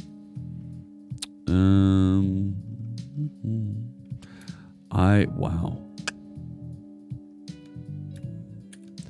Here's, wow. Is there something on NuGet? Let's start there, right? OAuth client. OWIN security, OAuth. Well, that's OWIN Katana. SignalR client, Web API client. That's not OAuth. No. No. ACS OAuth 2 client. No. .NET OpenAuth. That's from 2013. Oh, that can't be bad. Can't be. I catch a glimpse of Connect Conference. Our videos on YouTube. Yes, they're actually on the Visual Studio channel, not the YouTube channel. You'll find a playlist there with all the Connect videos. Happy a Firefox switched to be WebKit based. Not WebKit. You know, no. Don't do WebKit. I would avoid WebKit. .NET OpenAuth it's actually this guy, Andrew Arnott. He's actually on the team at Microsoft.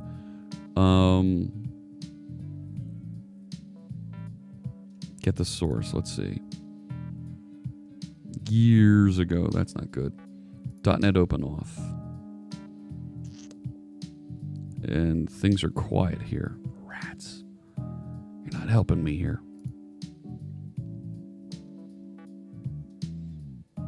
11 months ago to update the README. Samples used in the following projects.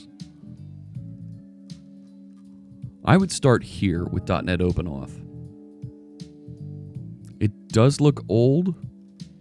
I would suggest either jumping onto the Gitter or reaching out to Andrew Arnott, this guy, and ask him for a recommendation. User get username. Nice. Nice nickname there. Thank you so much for the follow. I appreciate you. Chromium equals WebKit. No, it does not.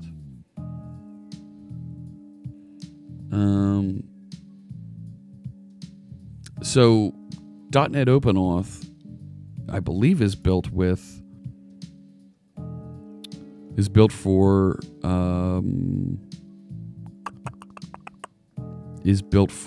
.NET Framework. Let's look here. Source. Oh, wait a sec. There's a NuGet, right? It's on NuGet. Let's go back here. Dependencies. .NET OpenAuth, OAuth 2 client. So let's go back over here. Client authorization. Yeah.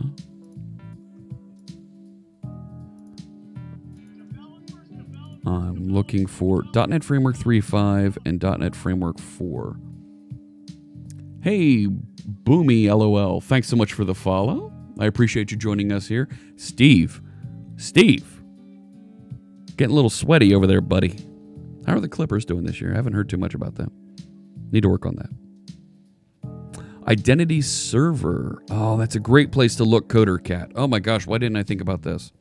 So Identity Server, folks, I've been working on various protocols and things like this. What about clients? ASP.NET Identity, ASP.NET Core Security Samples. This might be a good jump off place as well. Dominic and Brock have been doing a tremendous amount of work here on Identity Server, and our friends at Soliance help out with this. Icarus HQ, thank you so much for the follow. Sample.NET Core 2 console, web app and web API. Yeah, there is an admin console in here as part of this, but it's how do I use a client API to connect into this that's not ASP.NET. Protecting an API using client credentials. Defining the API, defining the client. I would take a look here because I Identity server should be OAuth 2 compatible. Maybe we can get them to present. Yeah, the .NET Core is in here. There's one with an Angular code sample, but they are specifically looking for .NET Core identity model, OpenID Connect, and OAuth 2 client library. There you go. Yeah, this would be where I would jump in. Let me see if I can reach out to Brock and Dominic and see if we can get them to join us. I think that might be fun. And it is Core 2.0. Yeah, so you'll be able to use it everywhere. So, great suggestion. Thank you so much. Who dropped it in there? CoderCat. With the samples. Simon Jeering with the NuGet link. Nice. And it was CoderCat with the quick starts here for the community. Great stuff. Thank you so much. Yeah, we definitely should take a look a little bit more at Identity Server here on stream. I think that'd be fun to get down into.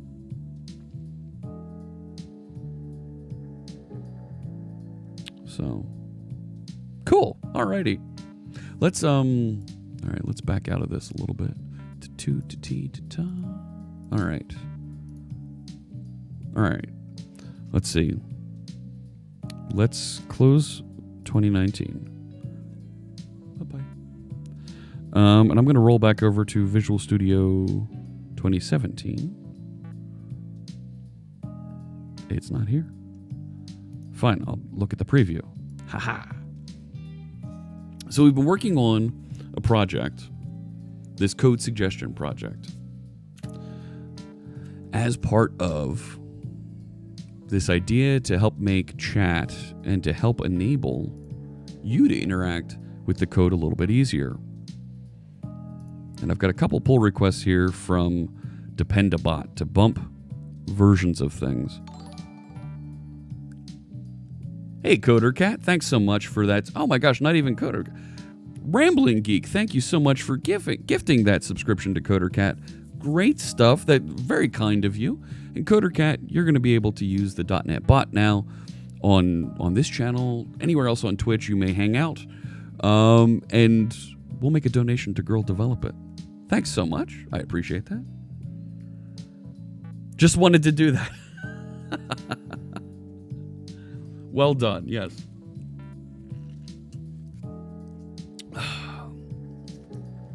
So I come home from Vegas, and I make my coffee this morning.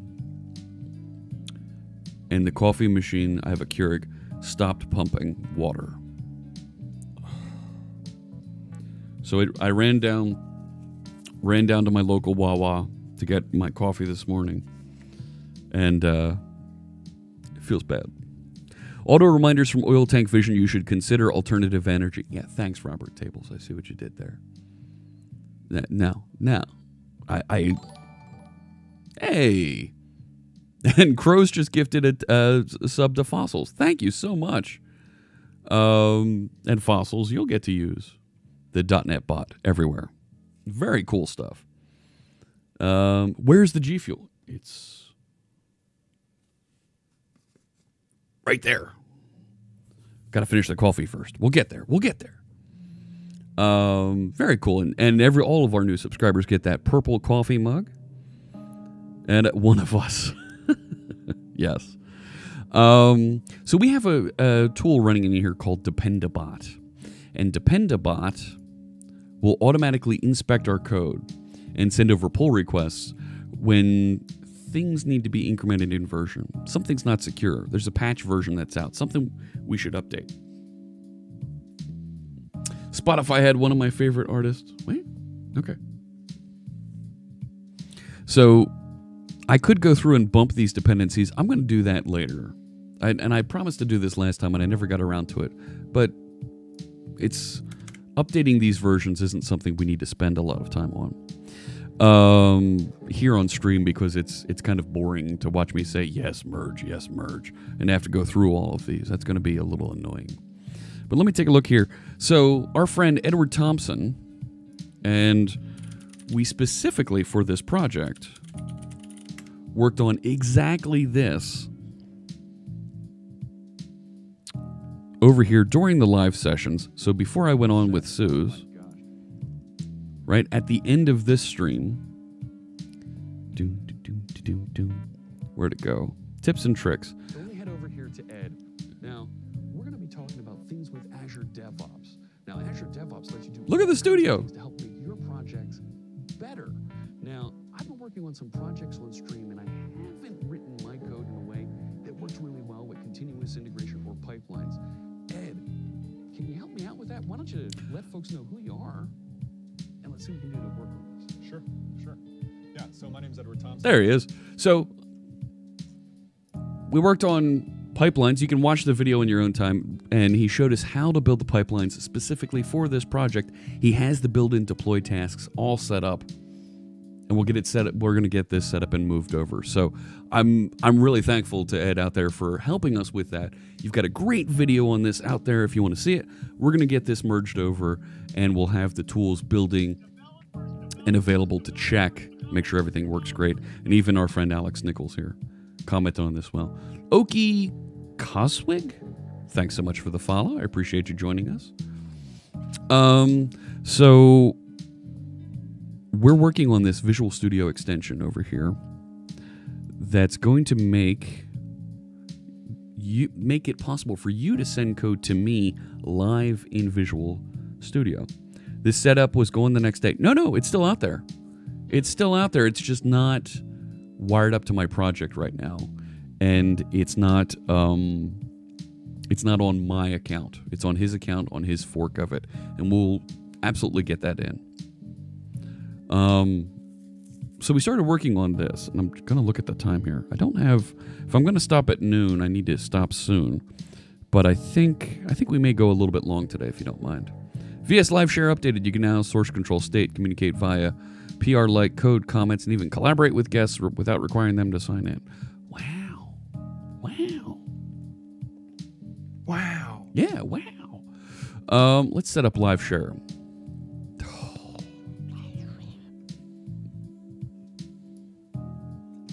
Come over here, sign in.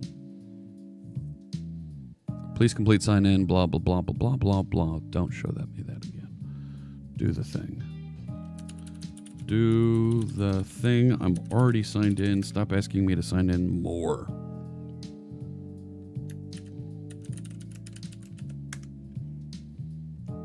Yes, ready to collaborate. Good. All right. Let me just make sure that our live share is set up.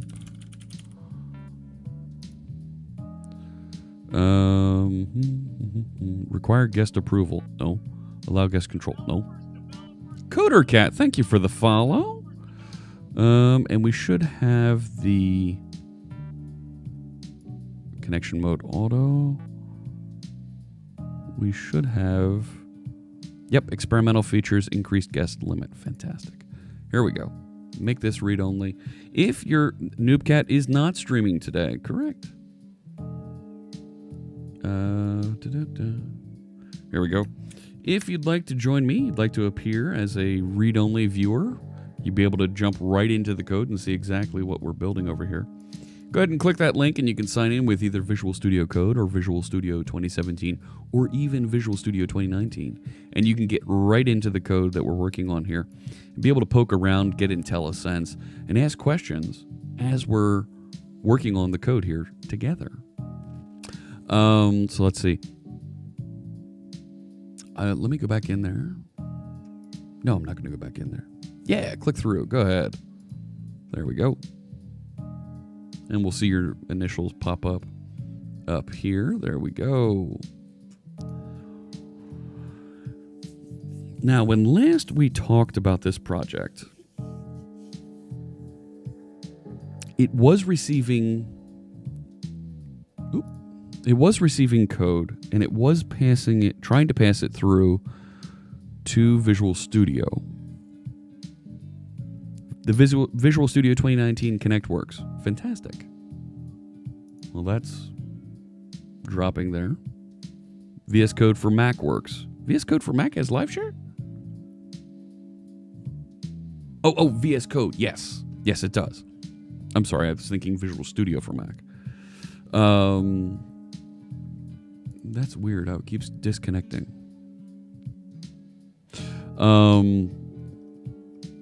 So what I wanted to do,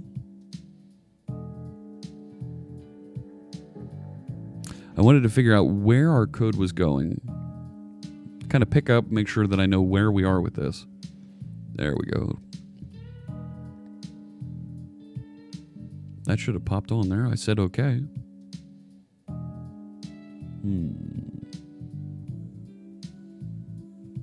What do we got here? Yeah, I've already installed that.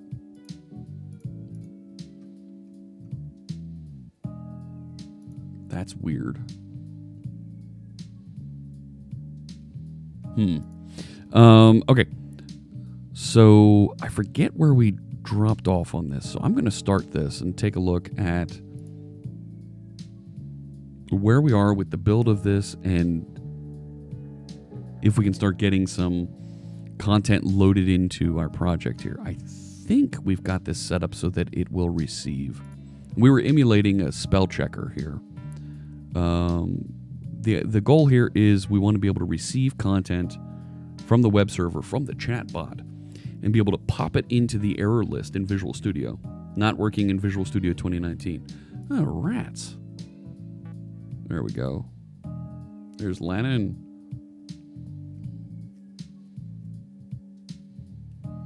Let's see here. There it is. Up and... Okay, that looks like Visual Studio. Smells like Visual Studio. Right? Maybe it is Visual Studio. What it should be doing, though, is at some point it needs to connect to and start listening for code. And I believe that was like down here in Code Suggestion Proxy. I want to see this happen, and it's not. Right, I'm running into, well, how does this thing actually start? And right now it doesn't have any references to the constructor. So that might be a first clue, right? Here's, right, CodeLens is telling me here.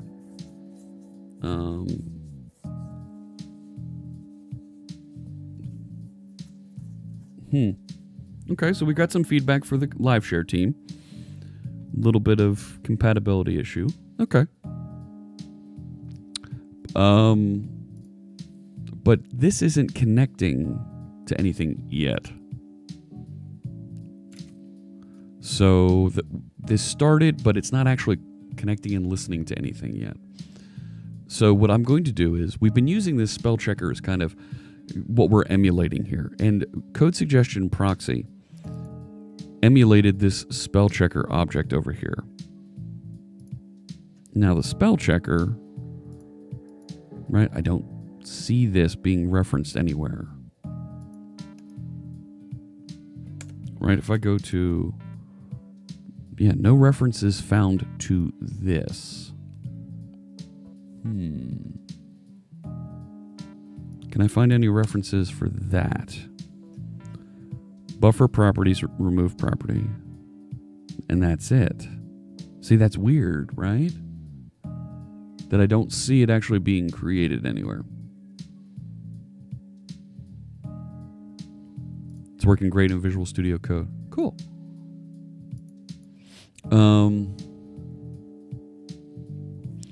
Right, somewhere we've got to be doing a new spell checker. I'm going to look in the current project, and I want to find new spell checker.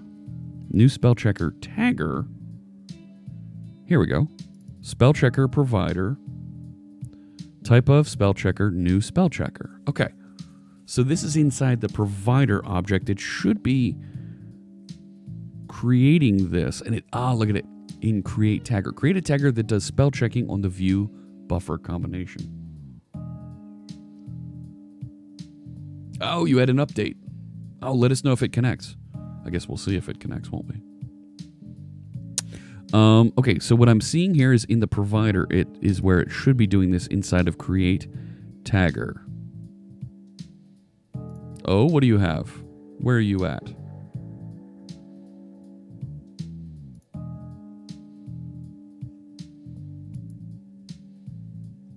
I don't see you.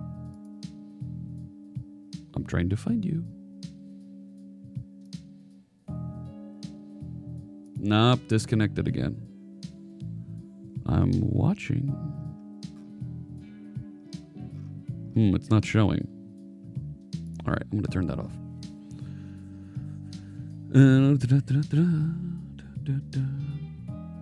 Oh, wow. Thank you, everybody, for sharing the link back. There we go.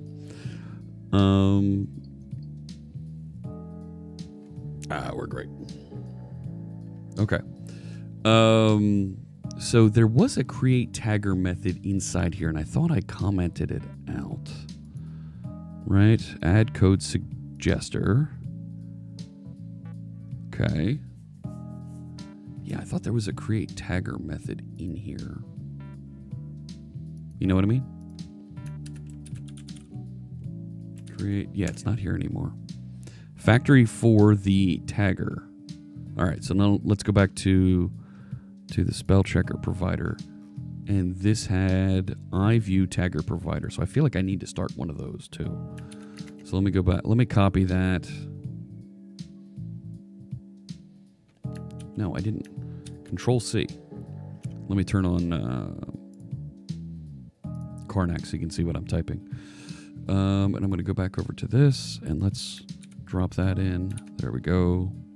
And it should get grouchy that, oh, I don't know what this thing is. Yep, implement the interface. Create tagger. There it is. It's an iTagger of type T. But is my code suggestion proxy an iTagger of type T? No. Spell checker, that's not either. The plot thickens.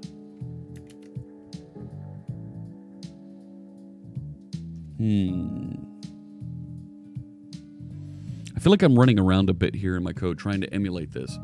And I'm not sure I'm actually being productive. What do you think, chat room?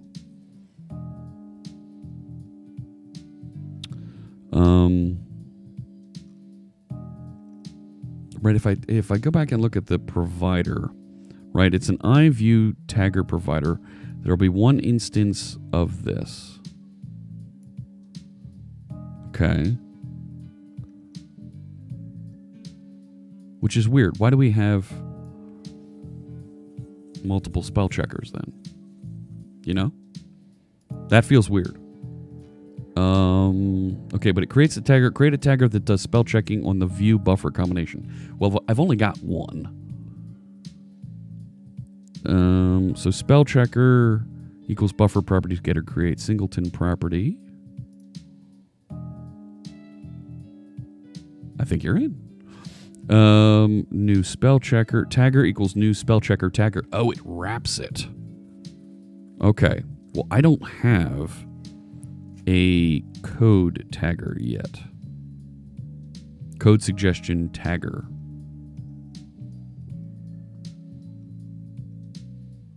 Get tags. Yeah.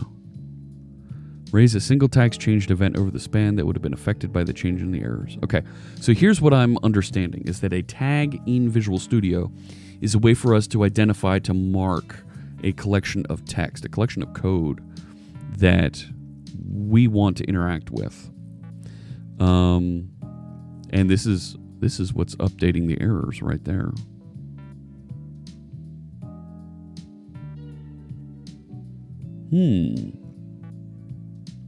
Okay.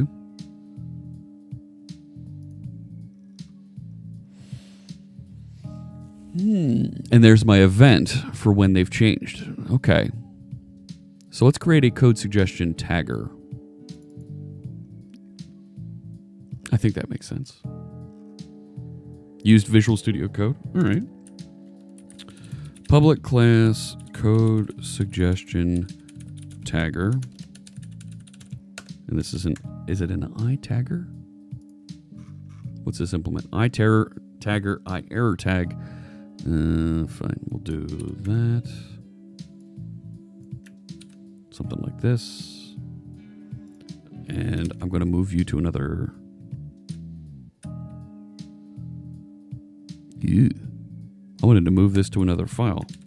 And it wants me to generate my using statements first. Yeah, there it is.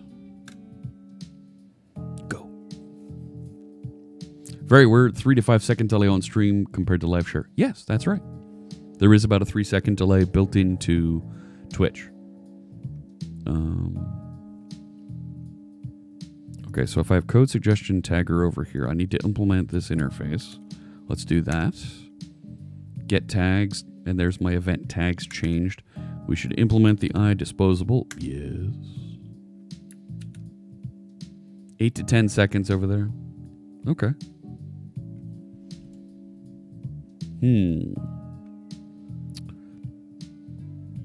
All right. So the spell checker tagger is created and passed in the spell checker. And then update errors. This is an internal thing, okay. Dispose removes the tagger, but the get tags. Normalized snapshot collection spans. A read-only collection of spans. Yuck. So this is deciding whether or not to paint these on the screen. Interesting. I can see the future. I'm not actually implementing a delay. I'm on low mode. Low latency mode. So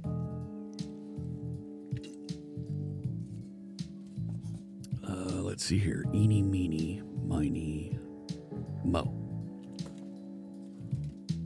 I'm going to make up some peach iced tea.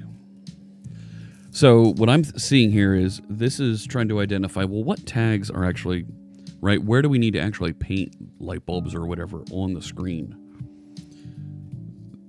That's what I'm seeing that this does. And I'm not sure that's right for what I want to accomplish.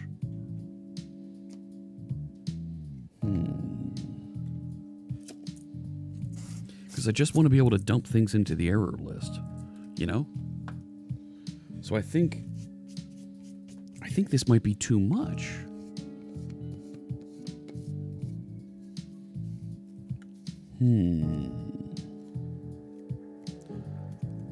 Let's think about this. I think this is too much. What do you have, Andre? Yeah. There you are. Hello.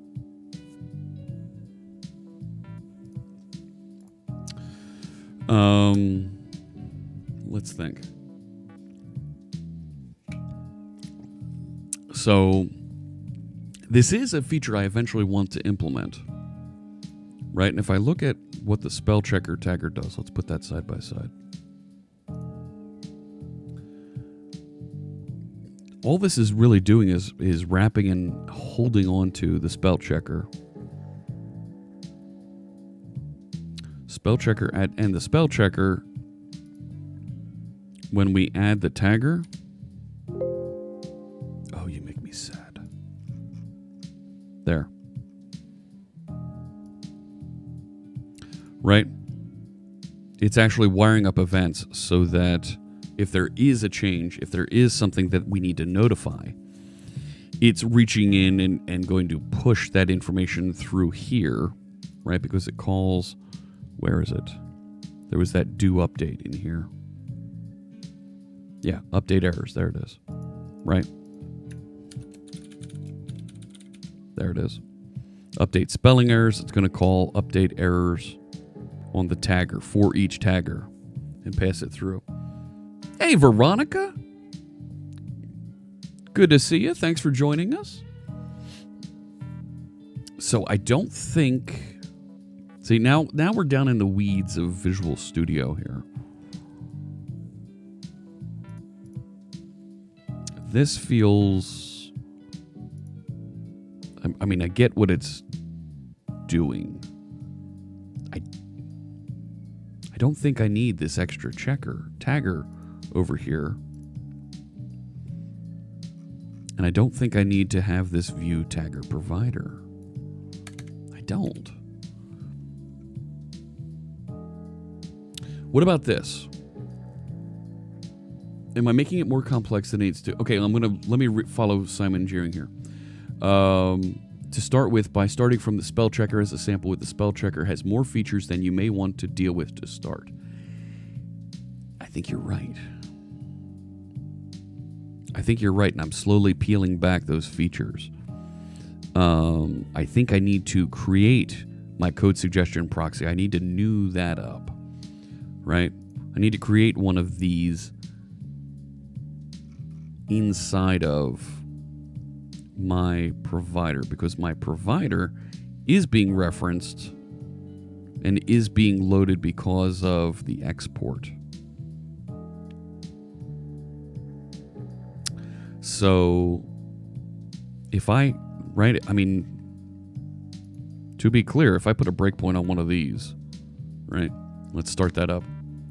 We should see it stop there and be able to inspect that, right?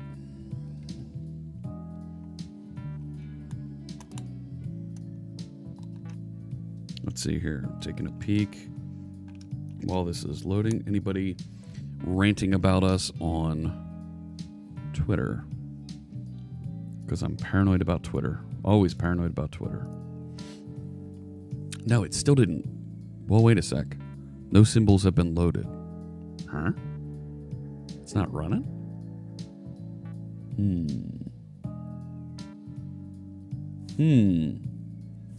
Maybe you're onto something, Simon Gearing. Or, do you mind if I just call you Simon? Let's do that.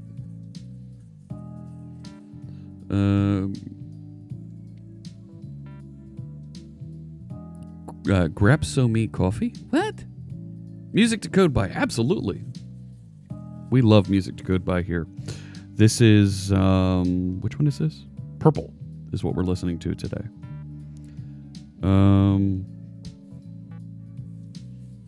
So this isn't launching either. And even though it's got the importing constructor here, is it at least running like the, right, there's a sync manager over here. So there's one reference to this, and it's over here in the provider. Right? So this isn't being called at all. Which is weird. At the moment, your design is being driven by comparing your plugin to the spell checker. Do you have a list of features in a text doc or something, and then maybe list each concept you need to learn to achieve that? Yeah. So I will proof of concept how to make an entry in the correct window.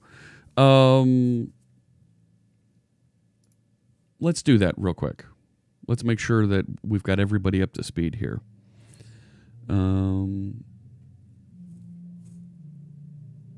So, yes, thank you for answering the question. And hey, welcome, Free Baddie. Free Baddie? Do I have that right? So what this should do is we should be able to take code suggestions from chat and pop it into Visual Studio. And I think... Did I put it on the command? Which is, of course, the worst place to put... Yeah, here we go. We just started spitting out suggestions and writing them down.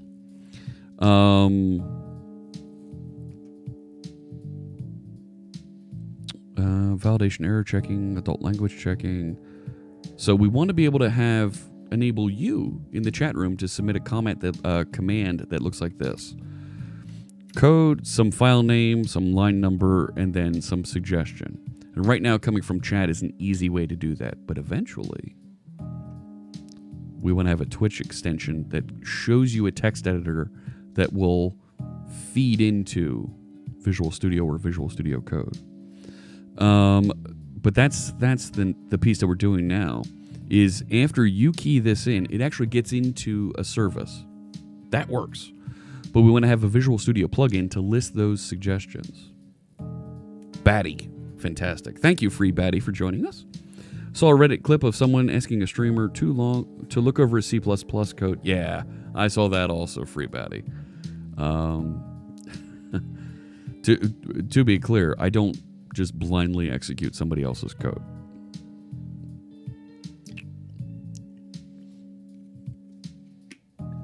So this is in issue 166 to track some of these ideas.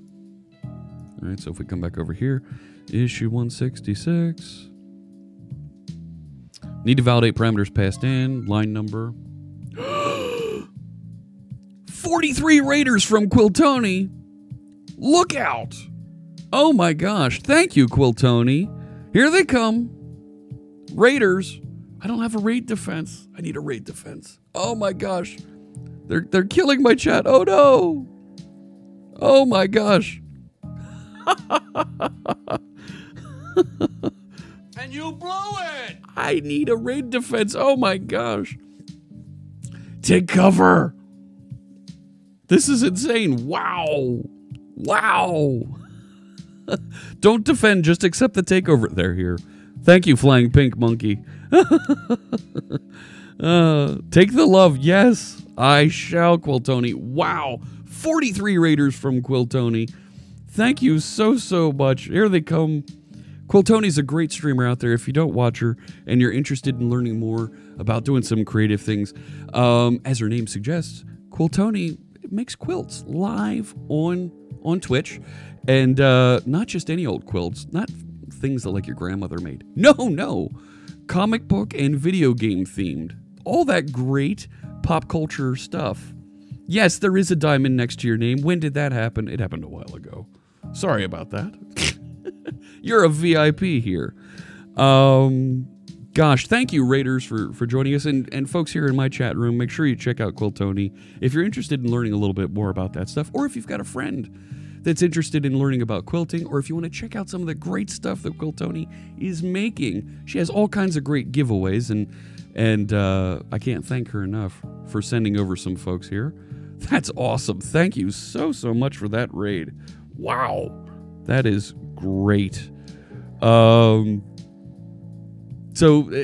how you doing there, Raiders? Let me introduce myself real quick. My name is C# Fritz. My real name is Jeff Fritz. I'm a program manager at Microsoft. And together, we're writing a little bit of code here. We're learning how to write code. We're learning how to build things using C#. That's a programming language that folks at Microsoft have built and manage. And we're actually teaching our chat bot that's sitting here in the chat room, and a super cool dude who voiced a GIF for Quiltony. Yes. Yes, welcome, Raiders. So what we're building with our chatbot is the ability for folks who are in my chat to be able to send code to me directly from the chat room. So just as in other folks' chat rooms, we know our friend Fierce Kittens has a bot that she's built, and a lot of folks run called GIFbot, including Quiltony, that bring up various GIFs and things on stream. Our bot already answers and knows how to do a couple things with folks in chat. And then? I want to be able to allow you to interact directly with my code. And then? We'll get even more productive, really pair programming together and building cool things. Hey, Zilly47, thank you so much. Zaleel47, thank you so much for the follow. And then make sure you follow Quiltony over there. It looks like Johan just clicked the follow button to join over there. Yeah, it will be super cool when we finish this project. And then? We'll update it so that other folks can use it. We'll deploy it and make it available out there. And then? Hopefully other folks download it and other streamers.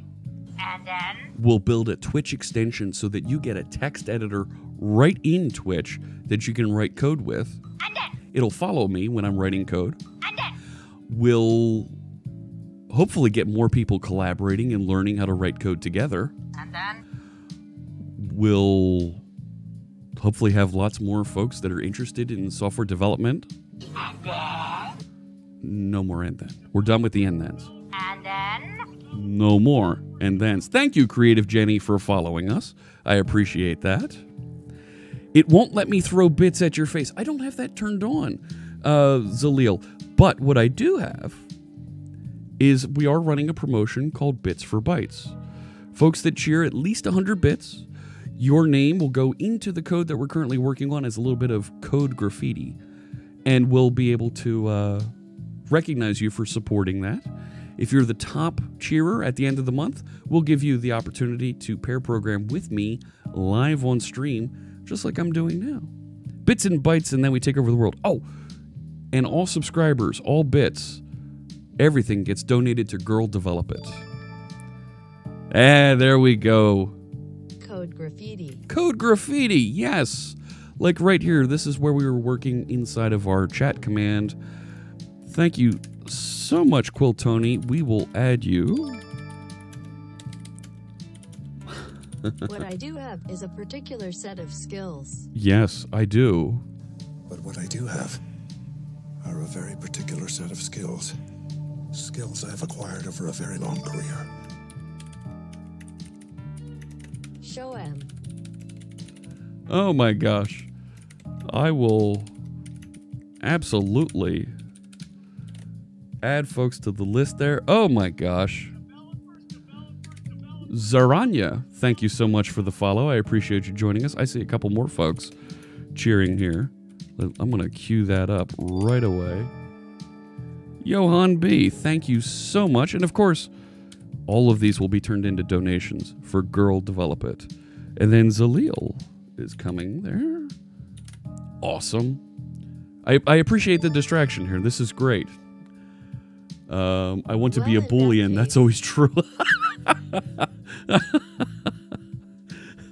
Here's an example of how to execute a fantastic raid party. Yes, thank you so much, Quill Tony. And I really appreciate the love, folks that are joining us over here. Very cool stuff. Yes, bits and bytes and then take over the world. All right.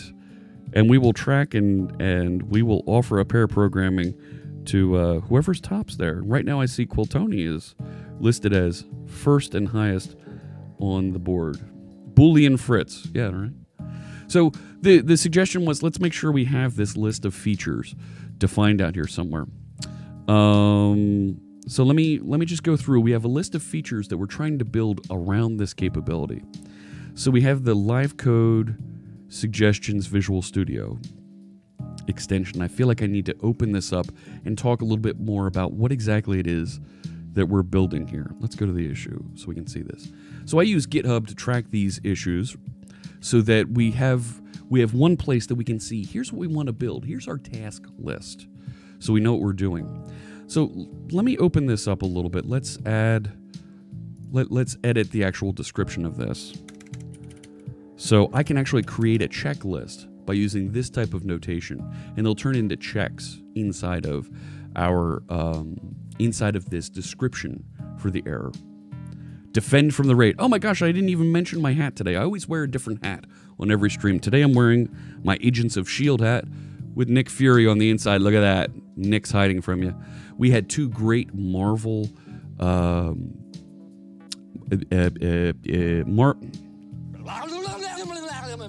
Thank you. We had two great Marvel trailers released this week. Captain Marvel 2 was announced. Captain Marvel, the second trailer was announced. Got to release the first movie before you can make a second. And Avengers 4, Avengers Endgame. We saw the first trailer for that, and it is exciting. What is the Rain on Beard? No. Rainbow Beard. Yeah.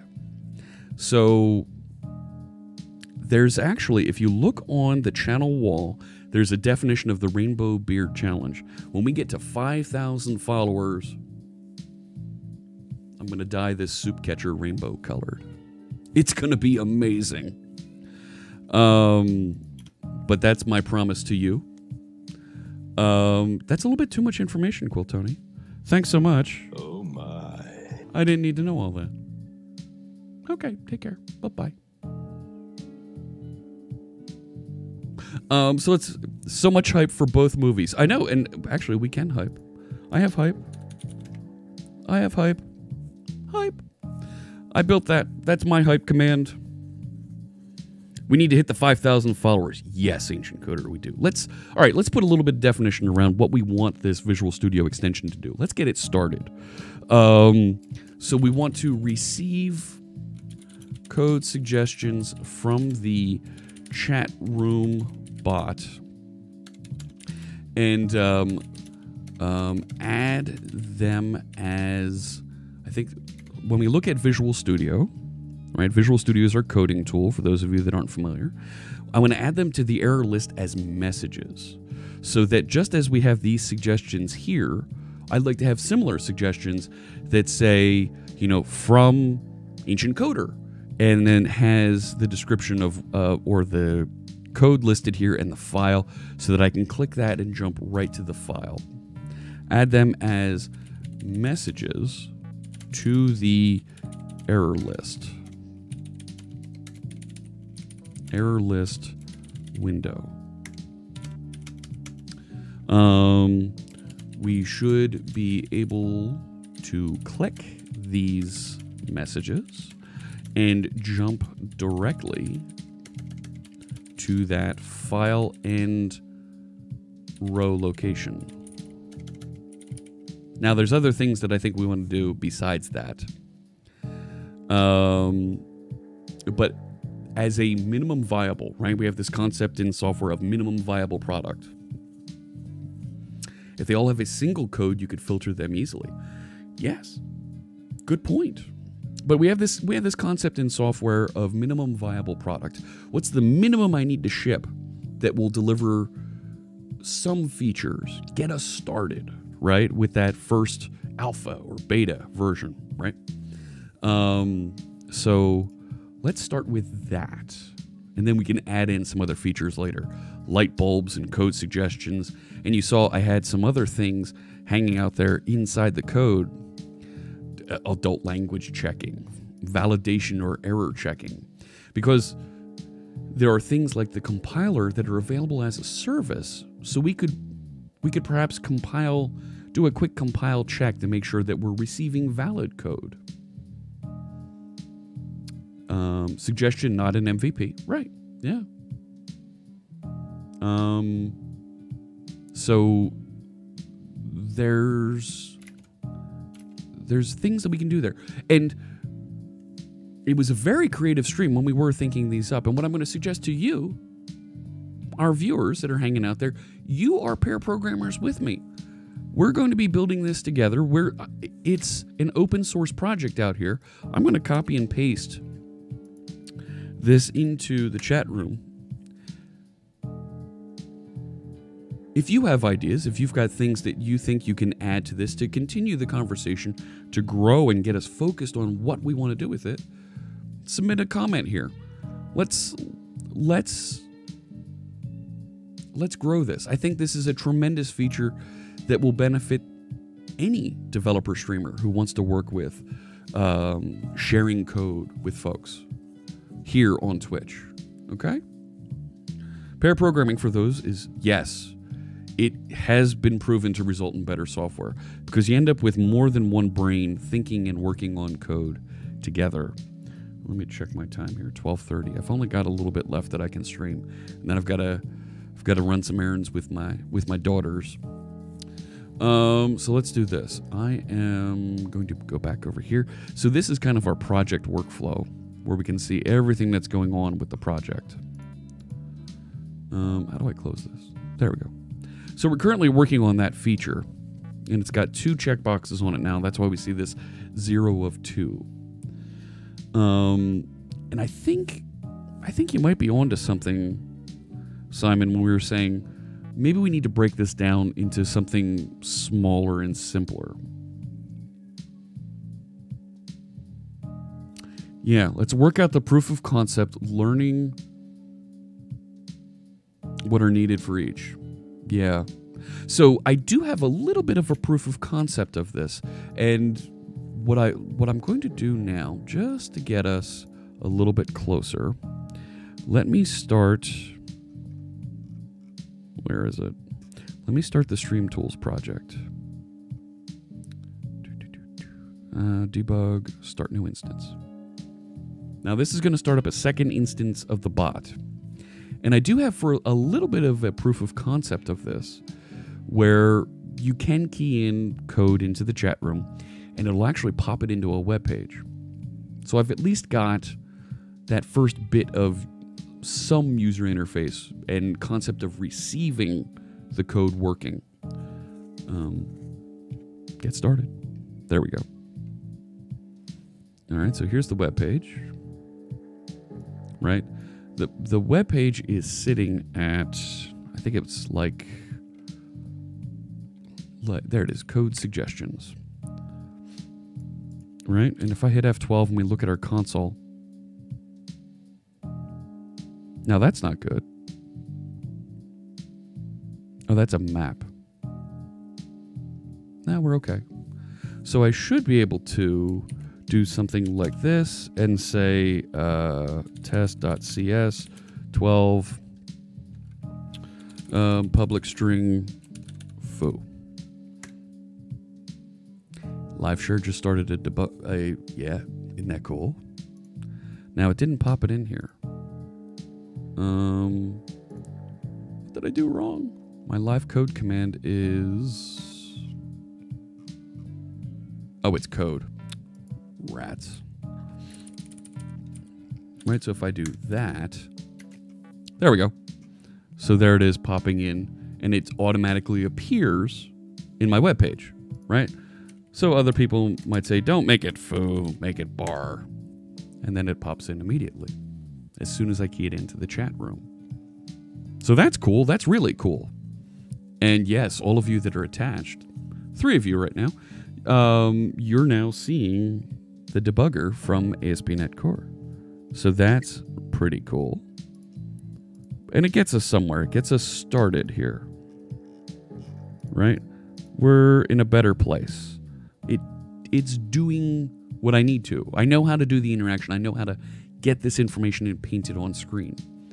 Well, now, how do I paint that in Visual Studio? How do I put that into the error list? And that's why I tried to mimic the spell checker demo. And it's not quite working. It's not getting there. So I think you're right. We should step back. Let's refactor what our approach, and let's hit this again. So what I'd like to do, and you know what? I think it's a little bit late in the stream to do it now. Yes, a Twitch code suggestion extension. That's coming. That's coming. That's where we're going to get to. But what I think we should do, I think Simon Jering's right. Let me back up a little bit. Let's revisit let's go to the basics with starting to build an extension. Because we've built all these things, we don't really know how they work together. Let's revisit how this starts. And start with the very basics and just get the connection. And maybe we just put into a log window somewhere that we get the code. And then start outputting that. And I'm also going to reach out to some of my friends on the Visual Studio Extensions team. And see if maybe we can get one of them to pair program with us this week and start building this out. Because I think that's going to be amazing and get us a heck of a lot more productive on this project sooner than later. Yeah, I think that's going to be the way to go with this. Zalil says, I took a coding class in high school, was very good for a couple weeks. Then I got confused on one single thing that took me the entire class to fix. Missed the rest of the lesson that day and suffered for the rest of the semester. Oh, that's a shame. Well, Zalil, here's what I'm doing. I'm sending emails. I'm recruiting folks. It's going to happen today. I'm going to be getting my recruits in place. I'm starting a Build Your First Website series of sessions. And we're going to do it for a couple weeks here. And some friends that you may or may not know, I've got Fairy Wings, I've got Steffi HS, I've got Ellie Face are going to join me, and I'm looking for 1 or 2 more newbies, folks that are personalities on Twitch, folks that are interested in learning how to write code, And we're going to write our first website. We're going to build a little photo album website. Not an application, a website using just HTML and CSS, so that folks that are new to software development, that want to learn a little bit about the web, can take those first steps. What would you need to do? The idea is I want to be able to... great, Zalil. It sounds like we're on the same page. So I want to get to basic HTML, the very basics, stuff that folks who haven't tried any of this before can work with, and we'll install Visual Studio Code. That's a free open source text editor that anybody can run on any operating system, and you'll be able to follow along with us during those few weeks, and we'll even use LiveShare so that our guests can work with us and learn. Coding with heat. That's a great idea, Robert Tables. It'll be fun. Yeah, Creative Jenny, I think it would be interesting. And I want to make sure that folks who aren't tech, and sometimes you'll hear folks in tech jokingly refer to some of the non-tech folks as muggles. Photo Gallery and Connect in the last segment, yes. But we're gonna go very, very simple. We don't need to go down into DOM, the document object model, to start, but we'll get down into the weeds in our second and third sessions with folks who are a little bit more advanced in their web development. But we'll definitely get into that, and eventually we'll get into some client-side JavaScript. I don't want to get deep into JavaScript and JavaScript frameworks and libraries. I don't want to use jQuery, React, or Angular. I'm going to use basic JavaScript. Let's get the basics. If Connect had a second day, it would be interesting to have it as an online workshop with code suggestions. Yes, Janesco. Yes! I can't say too much, but stay tuned. You know I make announcements about events that I'm participating in first here, okay? And I want to make sure that you're aware of cool new things that we're working on, because I do have some code workshops that I'm building, and it's going to be tremendous. At Janisco7, that is fantastic. Thank you, Robert Tables. I think it is. I'm just going to bump this up from 100 to 200 right here. So here's what, yes, Vanilla.js. That's right, Moogle. Right, you'll see folks refer to JavaScript without any libraries. Very basic interactions with the browser as Vanilla.js, inferring just how plain it is. So what I'm going to do now, I think we need to wrap up where we are for right now, and I want to kind of roll back. Let me close Visual Studio Code. I must be first. Thank you so much, Quiltoni. I'm going to bump that to a 3 over here. And we're going to make some donations to Girl Develop It. Thank you so much. That is awesome. That is awesome. And gosh, we'll pair a program with Quiltoni. And we'll do some neat stuff. If you're number one, absolutely. It only needs to support Chromium. And it Do it live! needs to be done live. That's the other thing. You don't know what we're talking about. Oh no. You'll learn. That's what we're here for. We'll learn together. If the Fritzbot said the message, that would be cool. I don't know. I like Bill O'Reilly saying that, though. Wow. It's amazing. So I am going to wrap up for now. I want to make sure that I brought that full circle, didn't we, Janescu? Right there. Way to go, Coder Cat. Absolutely. Let's see who else is out there. If there's somebody streaming that we can raid as I wrap up here. I see a lot of game developers. Advent of Code. iOS and Android. Unity. Ooh. A little bit of game development. 3D printing. That sounds neat. I don't see any of our friends, our regular friends here. Let's see. I was looking for even someone like Node Botanist. Fortnite, that's not science and technology. Edge is replacing. Yep. Before I go too much further into that, let's make sure I get this code checked in. So I'm going to open. There we go. Open my PowerShell. Ah. Thank you for the follow, MStewGT. I appreciate that. There we go. I'm going to commit these changes. This is Git. This is a source control tool that allows me to save versions of my code as it changes. Just in case I break anything, I can roll back. And I have older versions of everything. I've got snapshots of every change to my code when I save it out to source control. And I use a tool called GitHub out there to persist those changes. So I'm going to save this, and I'm just going to put work in progress with this. Inspecting and attempting to get the VS extension working. So with that little comment, it'll be tagged onto my code so that everybody knows what exactly I'm working on. Node Botanist is going on at 1 p.m., so about an hour and 20 minutes from now. Rats. I won't be able to connect with them. Let me key in my passphrase so that it signs my code. There we go. And I'll push that out to the service. And it'll be available for folks. Is the stream ending? Yeah, Core Bob, I need to bail out here. I've got some things I need to get to. So I shall soon move to the living room to size out this batting and backing. Oh, fun. Really need to get my email notification set back up on the phone. Missed most of the session. Oh, DNet. Yeah, absolutely.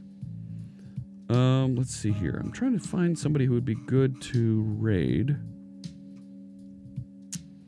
You know what? There's nobody here that... Who's this? Don the Developer. React and Firestore. What's that? Let's see here. Oh, I recognize some of the folks over here. Yeah, I think. Let's do that. Twitch didn't tell me on my phone, and now live in Discord just posted. It did? Ugh. Ugh. That's a mess. All right. So I've updated. I've sent out my code out there, right? We've cleaned up basically what we're working on today here. So we covered a lot today. We talked about what some of the updates were at Microsoft Connect. We looked a little bit at Visual Studio 2019, the next version of Visual Studio that's coming soon.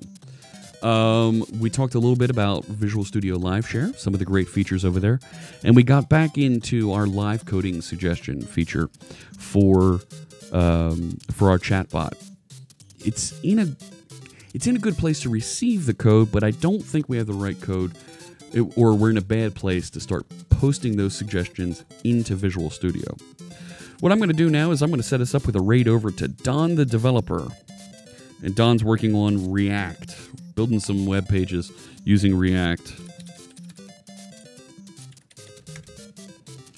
We'll send everybody over there so you can say hello. Let them know that we're all friendly over here. Say hello, bring your .NET bots. And let's set that up. You don't need to do anything to go to follow along with the raid. Just press that follow button if you'd like to jump over immediately. But we're going to queue up and get everybody set to raid over there. Thanks so much, everybody, for joining us, for being a part of our stream today. I'll be back on Tuesday, and we'll see if we can push a little bit further on this. Maybe I'll even get a guest in the mix so that we can work on some code together on this extension. Alrighty. Take care, everybody. Say hello to Don for me, and we'll see you on Tuesday. Take care.